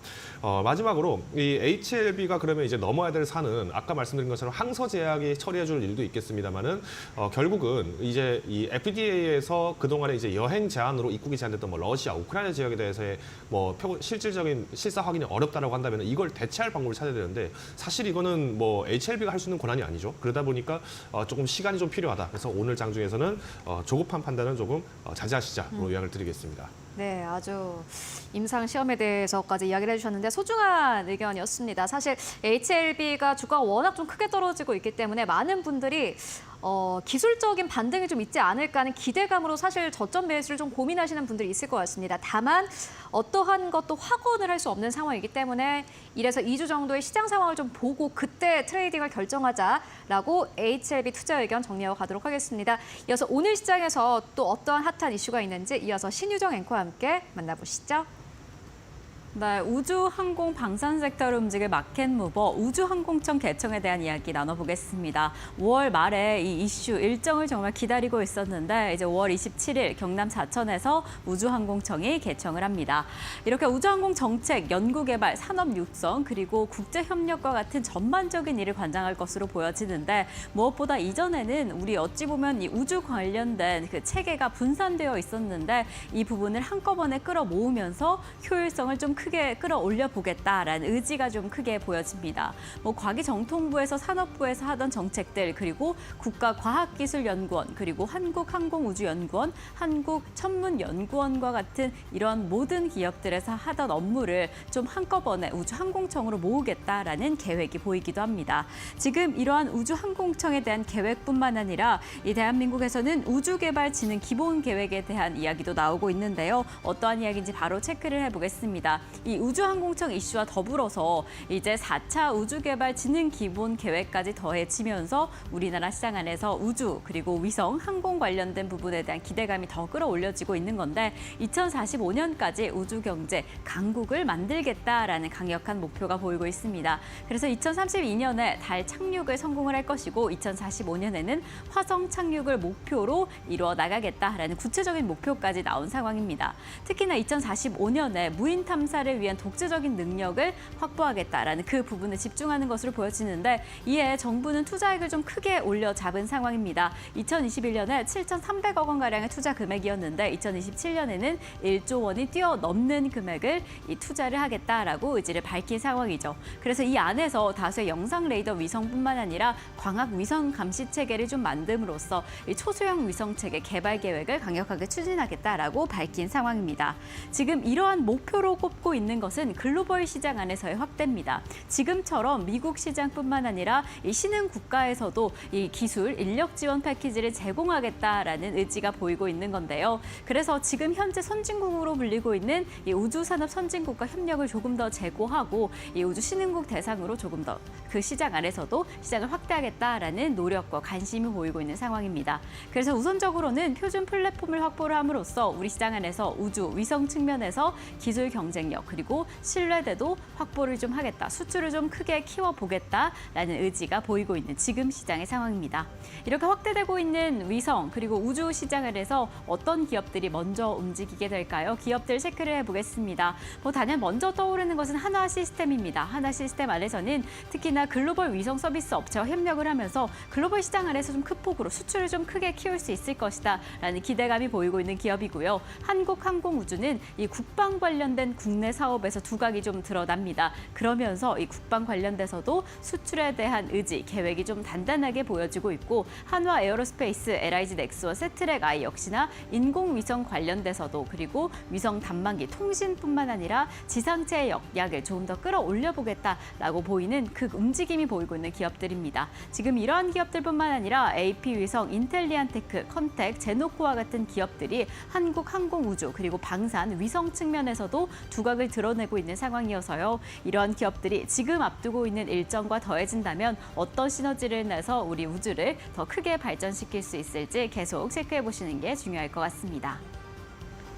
네, 이어서 바로 다음 업종 만나보도록 하겠습니다. 이어서는 이지은 대표님께서 가지고 오신 반도체 업종입니다.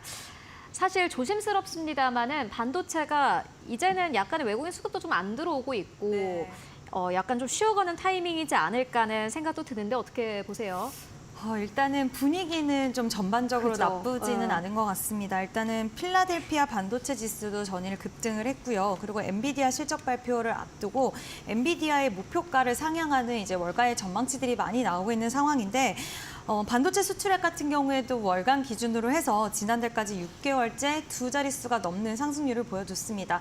전반적으로 다 좋은데도 불구하고 좀 우려감도 사실 없지 않아 맞아요. 있는데 기대치가 원래 클 때는 여기서 조금만 삐끗하고 조금만 기대치에 못 미치는 이야기가 나오면 또 시장은 그만큼 실망하는 모습들을 크게 보여주는데 최근 반도체 관련주들이 다 좋지는 않았습니다. 추세적으로 꺾인 종목들이 워낙 많기 때문에 여기서 만약에 조금만 좀 기대치를 충족 못 시켜준다라고 한다면 좀 우려심도 있는 게 저는 사실이라고 좀 보고 있고 특히 우리 시장 같은 경우에는 지금 주도 섹터가 부재하다 보니 그 어느 때보다 시장이 좀 강도가 굉장히 약하다라는 마음을 좀 지울 수가 없는데 이번 엔비디아 실적 발표 계기로 해서 좀 주도 섹터가 다시 한번 반도체가 좀 자리매김을 하기를 좀 저는 개인적으로 바라는데 일단 시장의 분위기로 봤을 때 그리고 우려심이 아예 없는 거는 아니라는 부분 좀 말씀을 드리고 싶고요. 그렇다고 해서 반도체 관련주들에게 아예 위험할 수 있다, 안 좋을 수 있다라고 생각을 해서 관심을 갖지 말라고 말씀드리는 게 아니라 일단 비중에 대한 부분들 계속해서 조절하시는 거 꼭 잊지 말고 만약에 이번에 엔비디아 실적 안 좋았다고 해서 이제 반도체가 끝났다라고 볼 수는 없기 때문에 만약에 내가 관심 있게 봤던 종목이 그동안 좀 많이 빠져 있다. 그래서 지금은 엔비디아 실적 발표도 있으니 좀 접근해 보면 어떨까라는 관점을 가지고 계신다고 한다면 비중을 일부는 담으시는 것도 좋지만 일단 다 많이 빠졌고 엔비디아 실적 이것만 보고 한 번에 비중을 다 담으시기에는 또 우리가 예측할 수 있는 부분, 없는 부분도 또 있기 때문에 이런 것들은 좀 유념해서 투자하시면 좋지 않을까라는 의견을 좀 드리고 싶습니다. 네, 알겠습니다. 좀 반반인 것 같습니다. 일단 뭐 전체적으로 봤을 때는 반도체 성장성이라든지 엔비디아도 간밤에 목표 주가가 상향 조정된 이유를 보면은 결국에는 그 시장이 커지기 때문에 엔비디아의 점유율 생각해보면 목표 주가 상향해야 된다라는 의견이 좀 압도적이었는데 하지만 그럼에도 불구하고 우리 시장에 우려감이 있는 건 사실입니다. 그렇기 때문에 좀 긴 호흡으로 보고 만약에 엔비디아 실적이 좋지 않으면 그때 또 관심 종목이 넣어두시는 게 좋을 것 같고요. 또 잘 나온다고 해서 또 급하게 또 한 번에 또 물량을 담아가기에도 약간의 부담이 있다라는 의견으로 정리를 해보고 가도록 하겠습니다.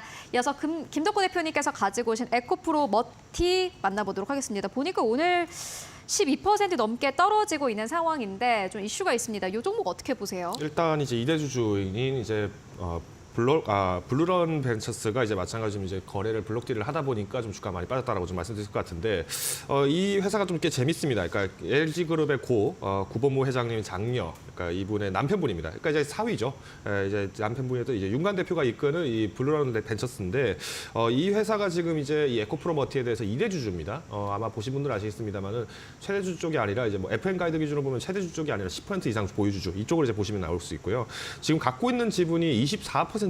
그리고 이제 실제로 갖고 있는 물량도 한 1,600만 주 정도 되고 있는데 이번에 이제 블록딜을 진행을 하려고 하다 보니까 사실 지금 시점에서 이 대량으로 매물을 내놓다 보니 결국 이제 이 거래 체결을 위해서는 이제 주가를 좀 낮춰서 조정해야 된다 이렇게 판단을 했겠죠. 그러다 보니까 기존에 이제 전일 종가 기준했을 때 약 7% 정도 후퇴를 했던 93,000에 체결하겠다 이렇게 이제 발표가 됐는데 이거는 어떻게 보면은 기습적인 블록딜이죠. 그러다 보니까 이거는 사실 개인 투자자분들 입장에서는 좀 못됐다라고 이렇게 좀 얘기를 하시는 분들이 계실 것 같은데 뭐 이름값 한다.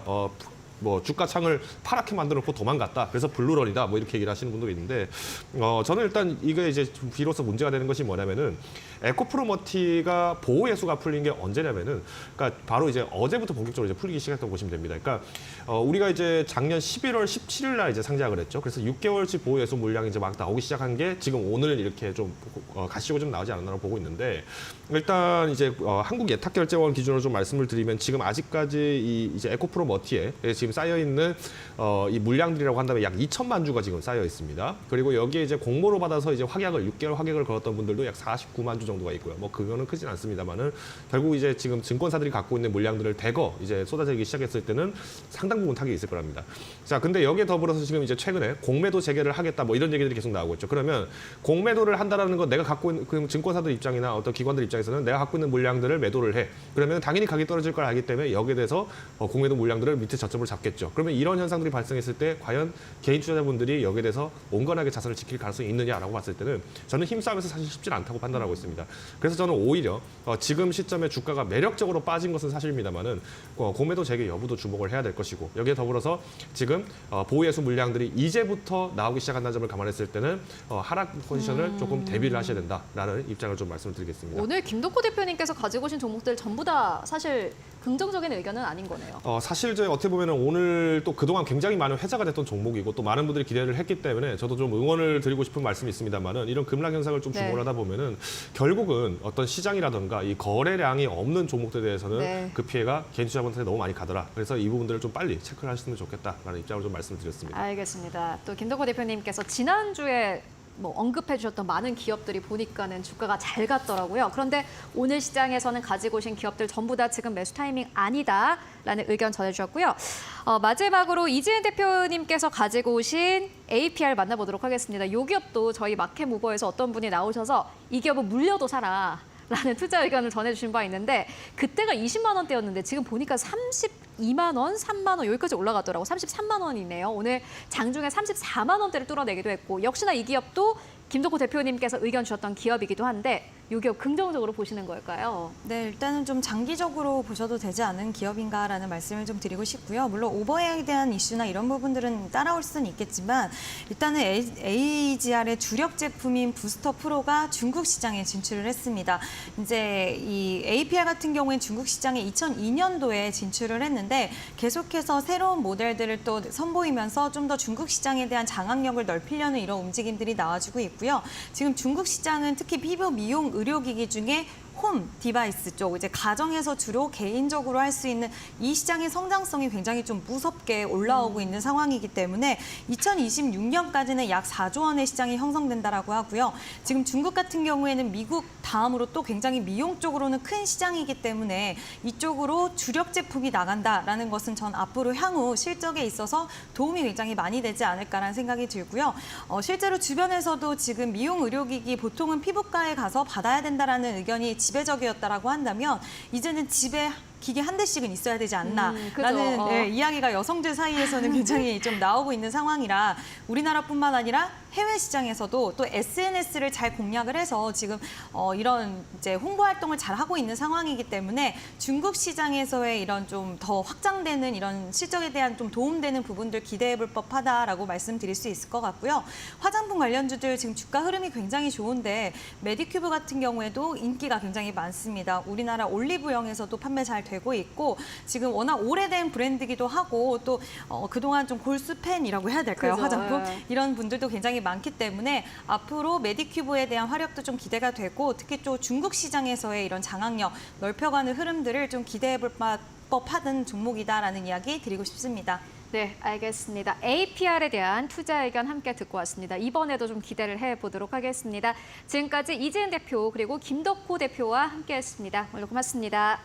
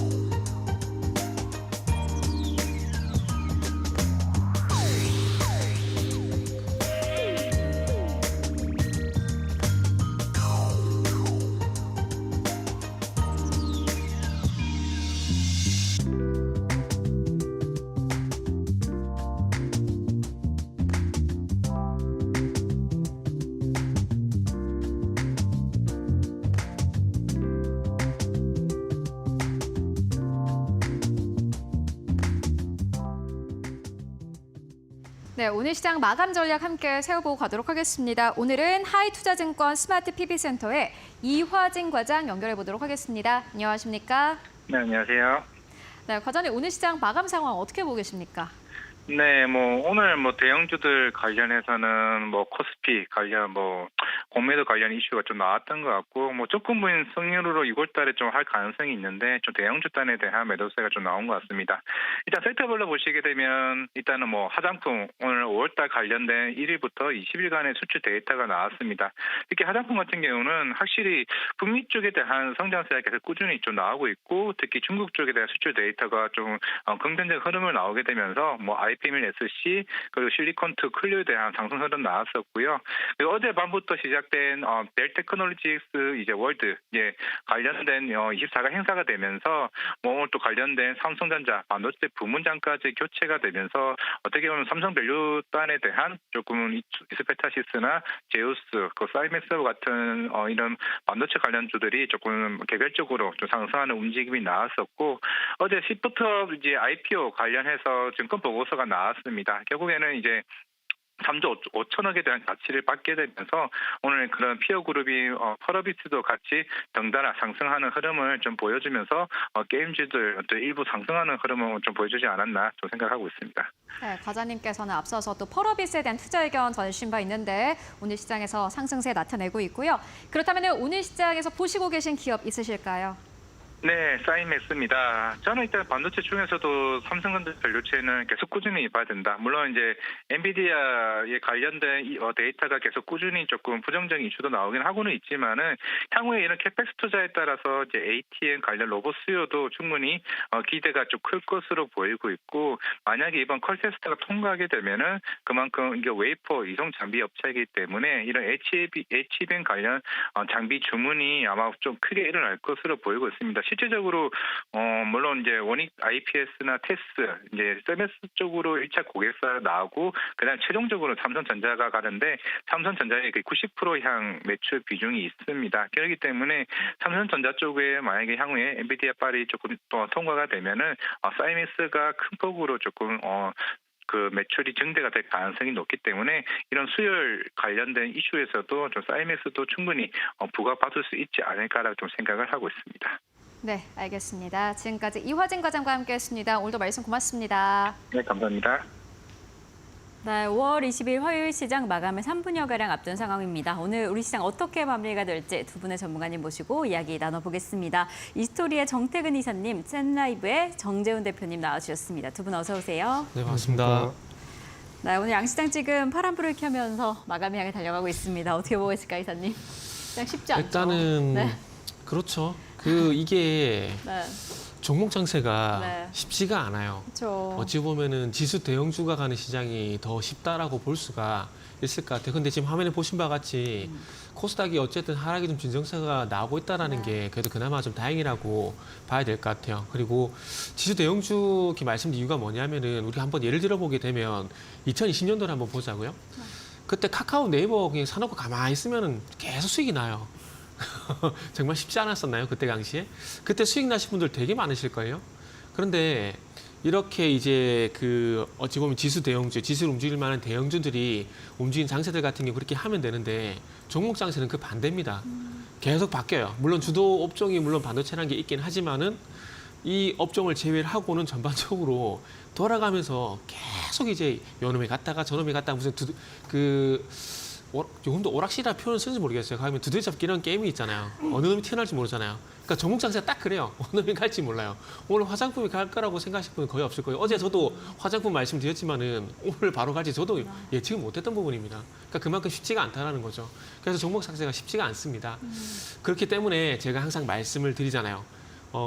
지금 장세에서 부각했던 섹터들이 다시 가는 경우가 많습니다. 그렇기 때문에 상승했을 때 추격 매수하는 것들이 아니라 그 섹터가 다시 갈 가능성이 상당히 높기 때문에 충분한 조정을 기다렸다가 다음 타순을 기다리면 된다고 말씀드린 이유가 거기다 보시면 될 것 같아요. 그리고 오늘 저는 개인적으로 이제 마음에 드는 건 뭐냐면 그냥 꾸정물이 맑아지고 있다는 것들. 그러니까 좀 HLB 같은 그런 상황이 없었으면 좋겠어요. 그래서 오늘 HLB가 또 한가 풀리게 되면서 전국 단타 대회 아마 이런 것도 열리지 않나 좀 생각이 들어요. 그래서 앞으로는 좀 이런 사례가 없이 좀 갔으면 좋겠습니다. 왜냐하면 이런 상황이 나타나게 되면은 결국 이게 또 시장의 투자 심리를 망치게 되거든요.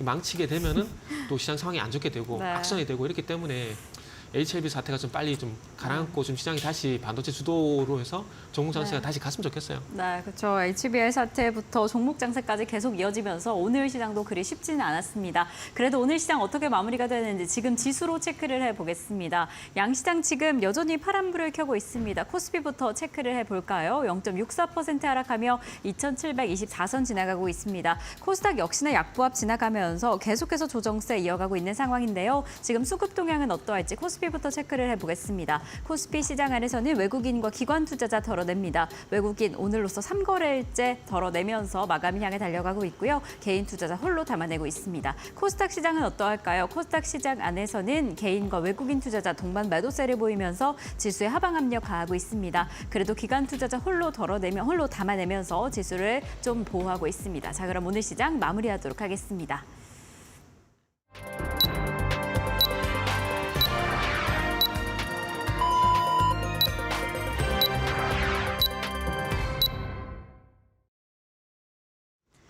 네, 5월 22일 화요일장 모두 다 마무리가 됐습니다. 일단 오늘 시장도 참 쉽지는 않았습니다. 전거래일도 코스닥이 좋지 않았는데 오늘도 역시나 마찬가지로 약세 이어가는 기업들이 많았고 특히나 개인 투자자분들이 많이 투자하고 있는 2차 전지 쪽으로 다시 한번 약세 흐름 나타나고 있는 상황입니다. 그렇다면 오늘 시장에서 어떠한 섹터가 강하게 움직였을지 함께 마켓 스핀과 알아보도록 하겠습니다. 네, 오늘 시장 같은 경우에는요, 장기 테마 쪽으로 봤을 때는 사실 뭐 거의 상승하는 업종이 거의 없었다라고 봐도 무방할 것 같습니다. 어제 시장에서 구리 관련주들이 거의 6% 가깝게 평균적으로 상승 흐름이 나왔는데 오늘 시장에선 장기 테마 쪽으로 봤을 때 원격 진료 쪽으로 2.5% 이상 상승 흐름이 나왔고요. 실적 테마 쪽으로 봤을 때는 화장품이 오늘 시장에서도 그나마 시세가 좀 나왔습니다. 6% 가깝게 상승 흐름 나왔는데 오늘 다시 한번 신고가 경신하는 기업들도 꽤나 많았다라는 점을 확인해 보시면 좋을 것 같고 피부 미용 기기 쪽도 역시나 마찬가지로 3% 가깝게 상승하면서 거래 마감했습니다. 그리고 오늘 상한가 기록한 기업도 많았습니다. 대성창투, 웅진, 이오플로우까지 일제히 상한가 기록하면서 거래 마감했고요. J2K바이오가 26% 이상의 급등세, 유니테스트 20% 이상 급등 흐름 나왔습니다. 개별적인 이슈가 오늘 시장에서 아주 강력하게 조금 작용을 했고 이뿐만이 아니라 오늘 시장 네이처셀이 22% 이상 급등 흐름 보이면서 단기 테마 쪽으로 봤을 때 줄기세포 쪽이 5% 이상 강세 흐름을 보였습니다. 일단 오늘 개별적인 이슈가 있는 바이오 쪽으로 상승 흐름이 나왔다라는 게 또 다른 특징이 될 것 같고요. 업종으로 봤을 때는 전기가스 쪽이 1% 넘게 상승세, 그리고 유통 상사 쪽도 0.34% 이상 상승하면서 거래 마감했습니다. 다만 보시다시피 3위 업종부터는 거의 강보합 수준이고 4위 업종 같은 경우에는 오히려 하락세였습니다. 그러니까 말 그대로 상한가 기록하는 기업들이 꽤나 나오긴 했지만 시장 전반적으로 봤을 때는 부진했다라고 평가할 수 있을 것 같습니다. 오늘은 사실 시장 전체 지수를 통해서 알아보는 게 더 정확할 것 같습니다. 바로 지수 상황 알아보도록 하겠습니다. 네, 오늘 양시장 모두 다 하락세로 거래 마감했습니다. 보시다시피 코스피가 조금 더 빠졌는데 0.65% 넘게 하락하면서 2,724선에서 거래 마감했고요. 오늘 코스닥 지수 같은 경우는 약보합 수준에서 거래 마감했습니다. 846선에서 거래 마쳤습니다. 코스피 200이 보시다시피 0.5% 넘게 빠지면서 371선에서 거래를 마쳤습니다. 양시장 모두 다 하락세로 거래 마감하긴 했습니다만은 전날까지 큰 폭의 하락 흐름을 보였던 코스닥이 오늘 시장에서는 그나마 하방이 좀 지지가 된다라는 게 특징이 될 것 같고요. 코스피 1위권부터 5위권까지는 함께 만나보도록 하겠습니다. 네, 오늘 1위권부터 5위권까지 SK하이닉스 1% 이상 상승 흐름을 보였지만은 사실 오늘 전체적으로 반도체가 좀 부진했습니다. 네, 삼성전자도 역시나 마찬가지로 오늘 시장 0.6% 넘게 하락하면서 거래 마감했는데 SK하이닉스가 오늘 음봉으로 거래 마감했습니다. 보시다시피 19만 2천 원대에서 거래 마감했고요. LG엔솔 2% 넘게 빠졌습니다. 36만 4천 원대, 삼성바이오로직스 1% 넘게 빠지면서 77만 9천 원대에서 거래 마감했습니다. 오늘도 삼성바이오로직스는 78만 원대를 이탈을 했고 그리고 시가총액 이 순위가 약간의 변동이 있습니다. 우선주 빠졌고 현대차 다시 한번 시가총액 5위권까지 진입했습니다. 오늘 시장에서 1% 이상 강세. 일단 오늘 시장의 좀 특징을 잘 꼽아보자면은 지금까지 좀 쉬어갔던 실적주들이 다시 한번 반등 흐름을 나타내고 있고요. 그 대표적인 예가 아마 현대차가 될 것 같습니다. 오늘 현대차 같은 경우는 25만 3천 원대까지 올라가면서 거래를 마감을 했습니다. 6위권부터 10위권까지를 함께 만나보시죠. 6위권부터 10위권까지는 기아가 0.4%의 현재 약보합에서 거래 마감했고요. 11만 4,400원대에서 거래 마감했습니다. 셀트리온도 0.4% 약보합권, 그리고 포스코홀딩스가 오늘 2% 가깝게 하락하면서 39만 3,500원대에서 거래 마감했습니다. 오늘 보시다시피 포스코홀딩스가 40만 원대를 이탈하면서 거래 마감한 모습 확인할 수 있고요. KB금융은 그래도 시세를 지켜냈습니다. 오늘 시장에서 8만 1,600원대에서 양봉으로 거래 마감한 모습 함께 확인할 수 있습니다. 이어서 오늘 11위권부터 15위권까지도 함께 만나보고 가도록 하겠습니다. 네이버가 오늘 시장에서 0.4% 0.5%의 약보합에서 거래 마감했습니다. 다만 양봉으로 거래 마감했고요. 삼성 SDI도 오늘 좀 크게 빠졌습니다. 3% 가깝게 하락세. 오늘 시장에서 배터리 기업들이 전반적으로 빠지는 흐름을 보여줬습니다. LG 엔솔도 2% 넘게 빠졌고 삼성 SDI도 3% 가깝게 하락 흐름을 보인 게 오늘 시장의 특징이 될 것 같고요. LG화학도 역시나 마찬가지로 외국인 기관 매도 계속해서 나오고 있습니다. 오늘 시장에서 2% 가깝게 하락세. 삼성물산도 2% 이상 하락하면서 거래 마감했습니다. 다만 신한지주 보시다시피 KB금융도 양봉으로 거래 마감했는데 오늘 신한지주도 역시나 마찬가지로 그나마 좀 시세를 지켜내면서 48,900원대에서 거래 마감했습니다. 코스닥 1위권부터 5위권까지를 함께 만나보도록 하겠습니다. 네, 오늘 코스닥 1위권부터 5위권까지 에코프로 BM과 에코프로가 나란히 3에서 4% 넘는 하락 흐름으로 거래 마감했습니다. 다만 HLB와 엔캠이 또 3% 이상 상승하면서 그나마 에코프로 BM과 에코프로가 떨어진 만큼 조금 시세를 받쳐주는 느낌이었고요. HLB가 오늘 시장에서 반등에 드디어 성공을 했습니다. 2거래 연속 하한가를 기록했던 HLB 오늘 시장에서 그나마 매수가 들어오면서 48,500원대 시세 좀 회복을 하면서 거래 마감했습니다만은 다만 최근의 고점이 10만 원대를 넘어간 걸 생각을 해본다면은 오늘 시장도 역시나 마찬가지 이 정도 반등은 사실상 좀 부족하다라는 생각 듭니다. 그리고 엔캠이 오늘 시장에서 3% 이상 상승세 31만 7,500원대에서 거래 마감했습니다. 네, 지금까지 마감 상황 함께 살펴보고 왔습니다. 자, 이렇게 오늘 화요일 시장 모두 파란불을 켜며 마무리를 했습니다. 내일 시장은 어떻게 대비하면 좋을까요? 이사님과 함께 먼저 이야기 나눠보겠습니다. 이사님께서 어제는 오늘 시장 안에서 시장이 좀 깨끗해지길 기다려봐야 된다라고 이야기를 해주셨는데 내일 시장은 어떻게 보고 계실까요? 일단은 뭐 깨끗해지고 있는 상황이라고 봐야 될 것 네. 같아요. 일단 뭐 HLB 하한가가 계속 갈 수는 없는 상황들이고 그리고 오늘 어쨌든 3%가량 반등이 나왔기 때문에 일단은 뭐 구정물 좀 맑아지고 있는 상황이라 봐야 될 것 같아요. 그러면 중요한 것은 HLB는 악재라는 겁니다. 악재라는 것은 이제 해소가 되게 되면은 기술적 반등으로 끝이 날 수밖에 없는데 그러면 다시 시장 분위기를 살리면 어떤 섹터가 분명히 좀 나타나야 된다고 보고 있거든요. 그러면 지금 이 시장 분위기, 그러니까 시장 분위기라는 건 투자 심리라고 말씀드리고 싶거든요. 이 투자 심리를 돌릴 수 있을 만한 섹터는 저는 개인적으로 반도체밖에 없다라고 생각을 하고 있습니다. 어쨌든 작년 11월 달부터 지금까지 계속해서 증시를 이끌어왔던 업종은 반도체라는 건 부정을 할 수는 없을 것 같아요. 그만큼 시장의 영향이 크다라는 거거든요. 그러면 뭐 HLB를 해가지고 단기간에 쇼크는 먹었지만 그럼에도 불구하고 시장이 대자리를 찾아가게 되고 그러면서 이전과 보였던 상승세가 이어지게 되려면은 저는 분명히 반도체가 가야 된다고 생각을 좀 하고 있습니다. 근데 오늘 모르겠어요. 반도체를 보는 시각이 어떻게 다를지 모르겠지만 저는 오늘 반도체가 그래도 괜찮았다고 생각을 하고 있어요. 왜냐하면은 오늘도 하락이 아니라 어쨌든 이 하이닉스를 필두로 해서 하이닉스에 수혜가 되는 종목들 같은 경우 분명히 주가의 반등이 다 나왔었거든요.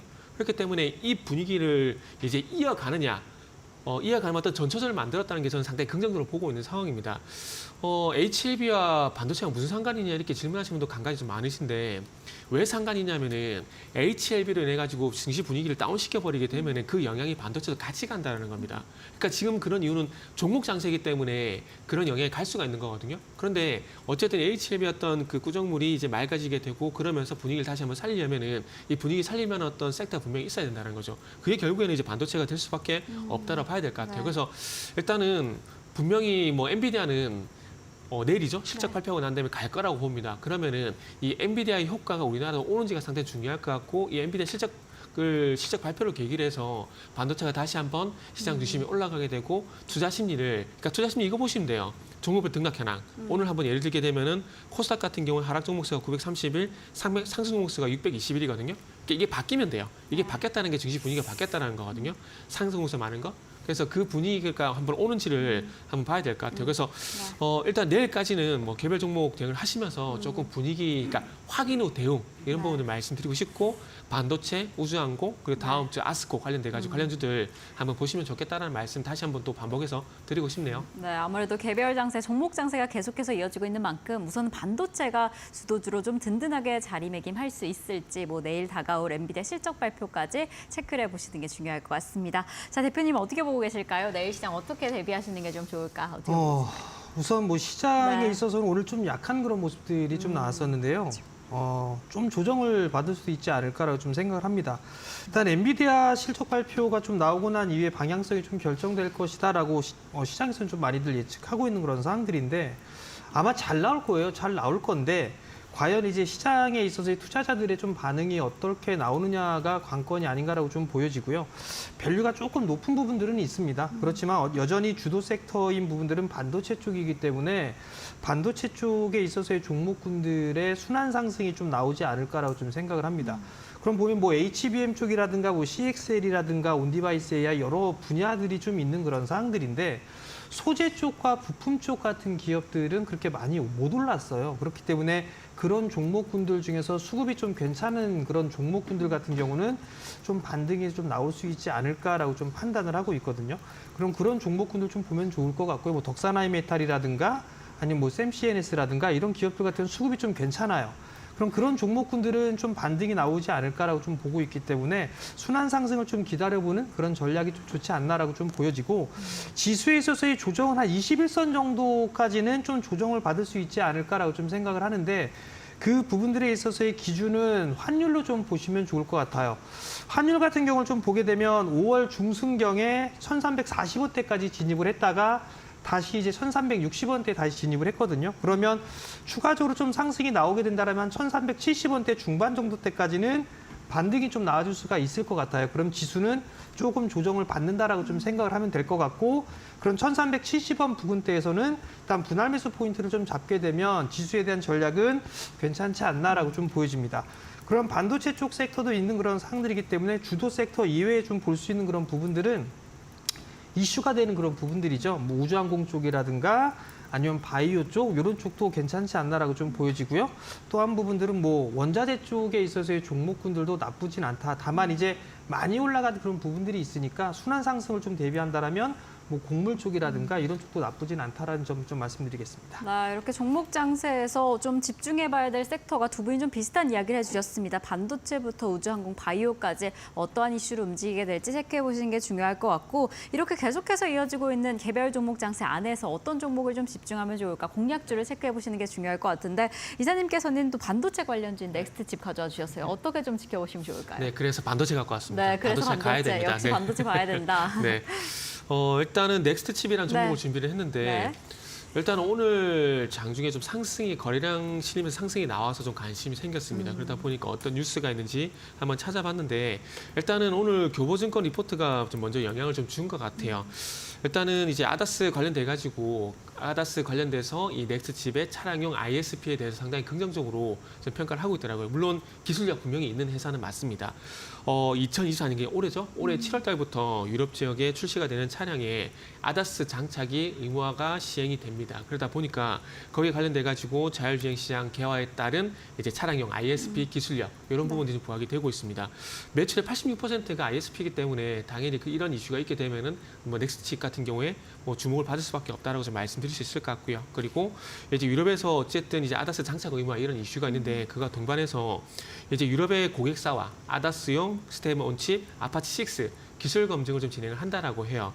물론 여러 단계 어떤 기술 검증을 거치게 되면서 시간은 좀 걸릴 겁니다. 걸릴 거지만 중요한 건 결국 기술력을 인정을 받았던 부분들이고 그리고 기술력을 봤을 때 통과가 될 가능성이 상당히 높다고 봐집니다. 그렇다면은 유럽 고객사의 양산의 어떤 기대감. 그러니까 지금은 어떤 현실적인 수치보다는 기대감의 어떤 상승이 일단 나온다고 보시면 될 것 같아요. 그래서 이런 부분들 좀 참고를 해 보시고요. 마지막으로 가격 전략 말씀드리면은 일단 목표가는 241선 부근인 14,500원을 좀 설정을 했습니다. 그리고 손절가는 11,800원 제시하도록 하겠습니다. 네, 역시나 반도체 관련주 가운데 넥스트 칩을 잡아주셨습니다. 내일 시장 안에서 주목해 보시면 좋을 것 같고 대표님께서는 뭐 태양광, 재생에너지 관련주 잡아주셨습니다. 어떤 전략으로 이어가시면 좋을까요? 예, 일단은 좀 봐야 될 부분들이 네. 순환매가 좀 나와주고 있는 그런 사항들인데 신재생 에너지뿐만 아니라 이제 네. 수소 쪽에 수연료 전지 쪽이라든가 뭐 고체연료 전지 이런 쪽에 있어서의 순환매도 좀 노릴 수 있지 않을까라고 좀 보여지는데요.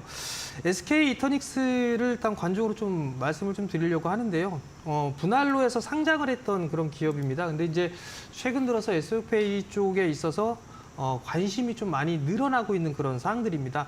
관련 종목군들에 있어서의 테마성의 흐름들도 좀 나올 수가 있는 그런 사항들인데 결국은 이 인공지능 쪽에 있어서 촉발된 그런 부분들이 아닌가라고 좀 보여지거든요. 그렇기 때문에 순환 상승은 좀 충분히 나올 수 있다라고 좀 보여지고요. 비단 이제 테마성의 흐름들이 아니라 미국 블룸에너지 쪽에 있어서의 국내 공급원으로 좀 보유를 하고 있다라는 게 포인트가 좀 될 수 있다라고 좀 생각을 하시면 좋을 것 같습니다.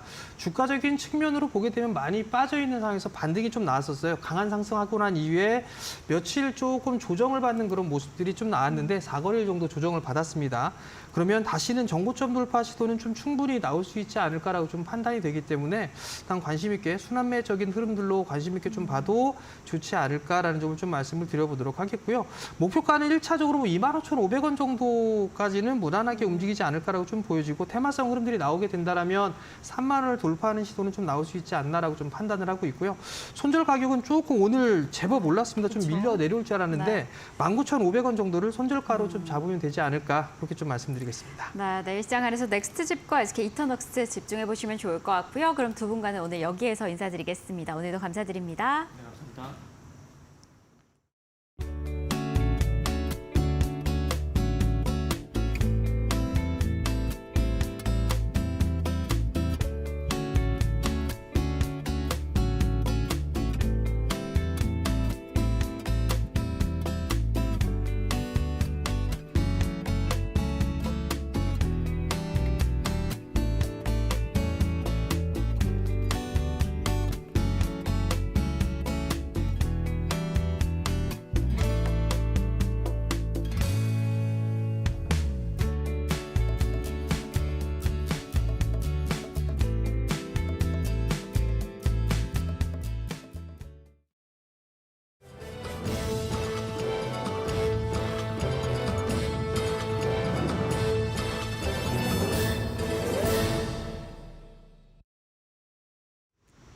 계속해서 이데일리 PTV 뉴스입니다.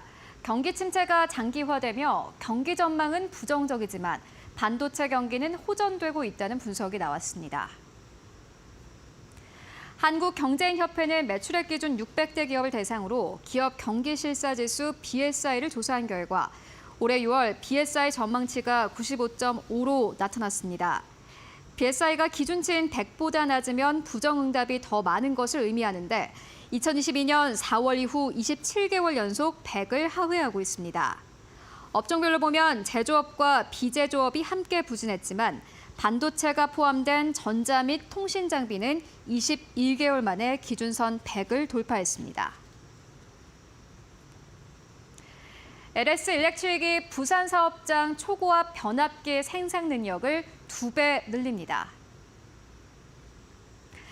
LS 일렉트릭은 글로벌 전력 인프라 시장 수요에 적극적으로 대응하기 위해 초고압 전력기기 핵심 생산 기지인 부산 사업장에 총 803억 원을 들여 공장을 증설하기로 했습니다. 부산 사업장은 그동안 연간 약 2천억 원 규모의 초고압 변압기 생산 능력을 보유해 국내외 시장에 대응해 왔으며 해외 수출을 위한 2026년 물량까지 수주를 완료한 상태입니다. 공장이 증설된 이후 10월부터는 연간 4천억 원 수준으로 생산 능력을 2배 늘려 매년 확대되는 해외 초고압 변압기 수요에 대응할 수 있게 됩니다. 슈로더 투자신탁 운용이 오늘 서울 여의도 콘네드 호텔에서 2024 글로벌 자산운용 업계 동향 및 ESG 트렌드 세미나를 열었습니다. 세미나에서 글로벌 자산군과 지속가능 투자에 대한 슈로더 그룹 견해와 한국 시장에서의 주주 행동주의 동향이 공유됐습니다. 연사로는 캐서린 콕스 슈로더 글로벌 기관 사업부문 대표와 머빈탱 슈로더 APA 지속 가능성 부문 대표가 나섰습니다. 콕스 대표는 올해 금리 인하 기대감이 커지면서 다시 리스크 자산에 관심이 모이고 있다며 사무자산 대중화로 대체 자산 투자 시 유동성 관리 편의성을 개선시켜줄 수 있다고 설명했습니다. 탱 대표는 글로벌 ESG 규제 강화에 따라 기후 목표를 설정하는 회사와 관련 주주 제한이 늘어나는 추세라며 지속가능 펀드가 강한 회복력을 보이고 있다고 전했습니다. 컬리가 올해 1분기 영업이익이 5억 2,570만 원을 기록해 2015년 창사 후 처음으로 분기 흑자를 달성했습니다. 매출은 지난해 같은 기간과 비교해 6% 늘어 5,381억 원으로 집계됐습니다. 컬리는 지속 가능한 성장 구조를 구축하기 위해 수익원 다각화와 운반비, 지급 수수료 절감 등에 노력해왔습니다. 또 수수료 기반의 3P와 컬리 멤버스 물류 대행 등의 사업에서 성과를 냈으며 이에 따라 올 1분기 컬리의 전체 거래액은 7,362억 원으로 1년 새 13% 늘어났습니다. 업계에선 중국 이커머스보다 경쟁력이 높은 먹거리 새벽 배송에 특화한 컬리의 사업 구조가 초저가 생필품 판매 경쟁이 격화한 상황에서 강점을 발휘했다는 분석도 나옵니다. 지금까지 이데일리 TV 뉴스였습니다.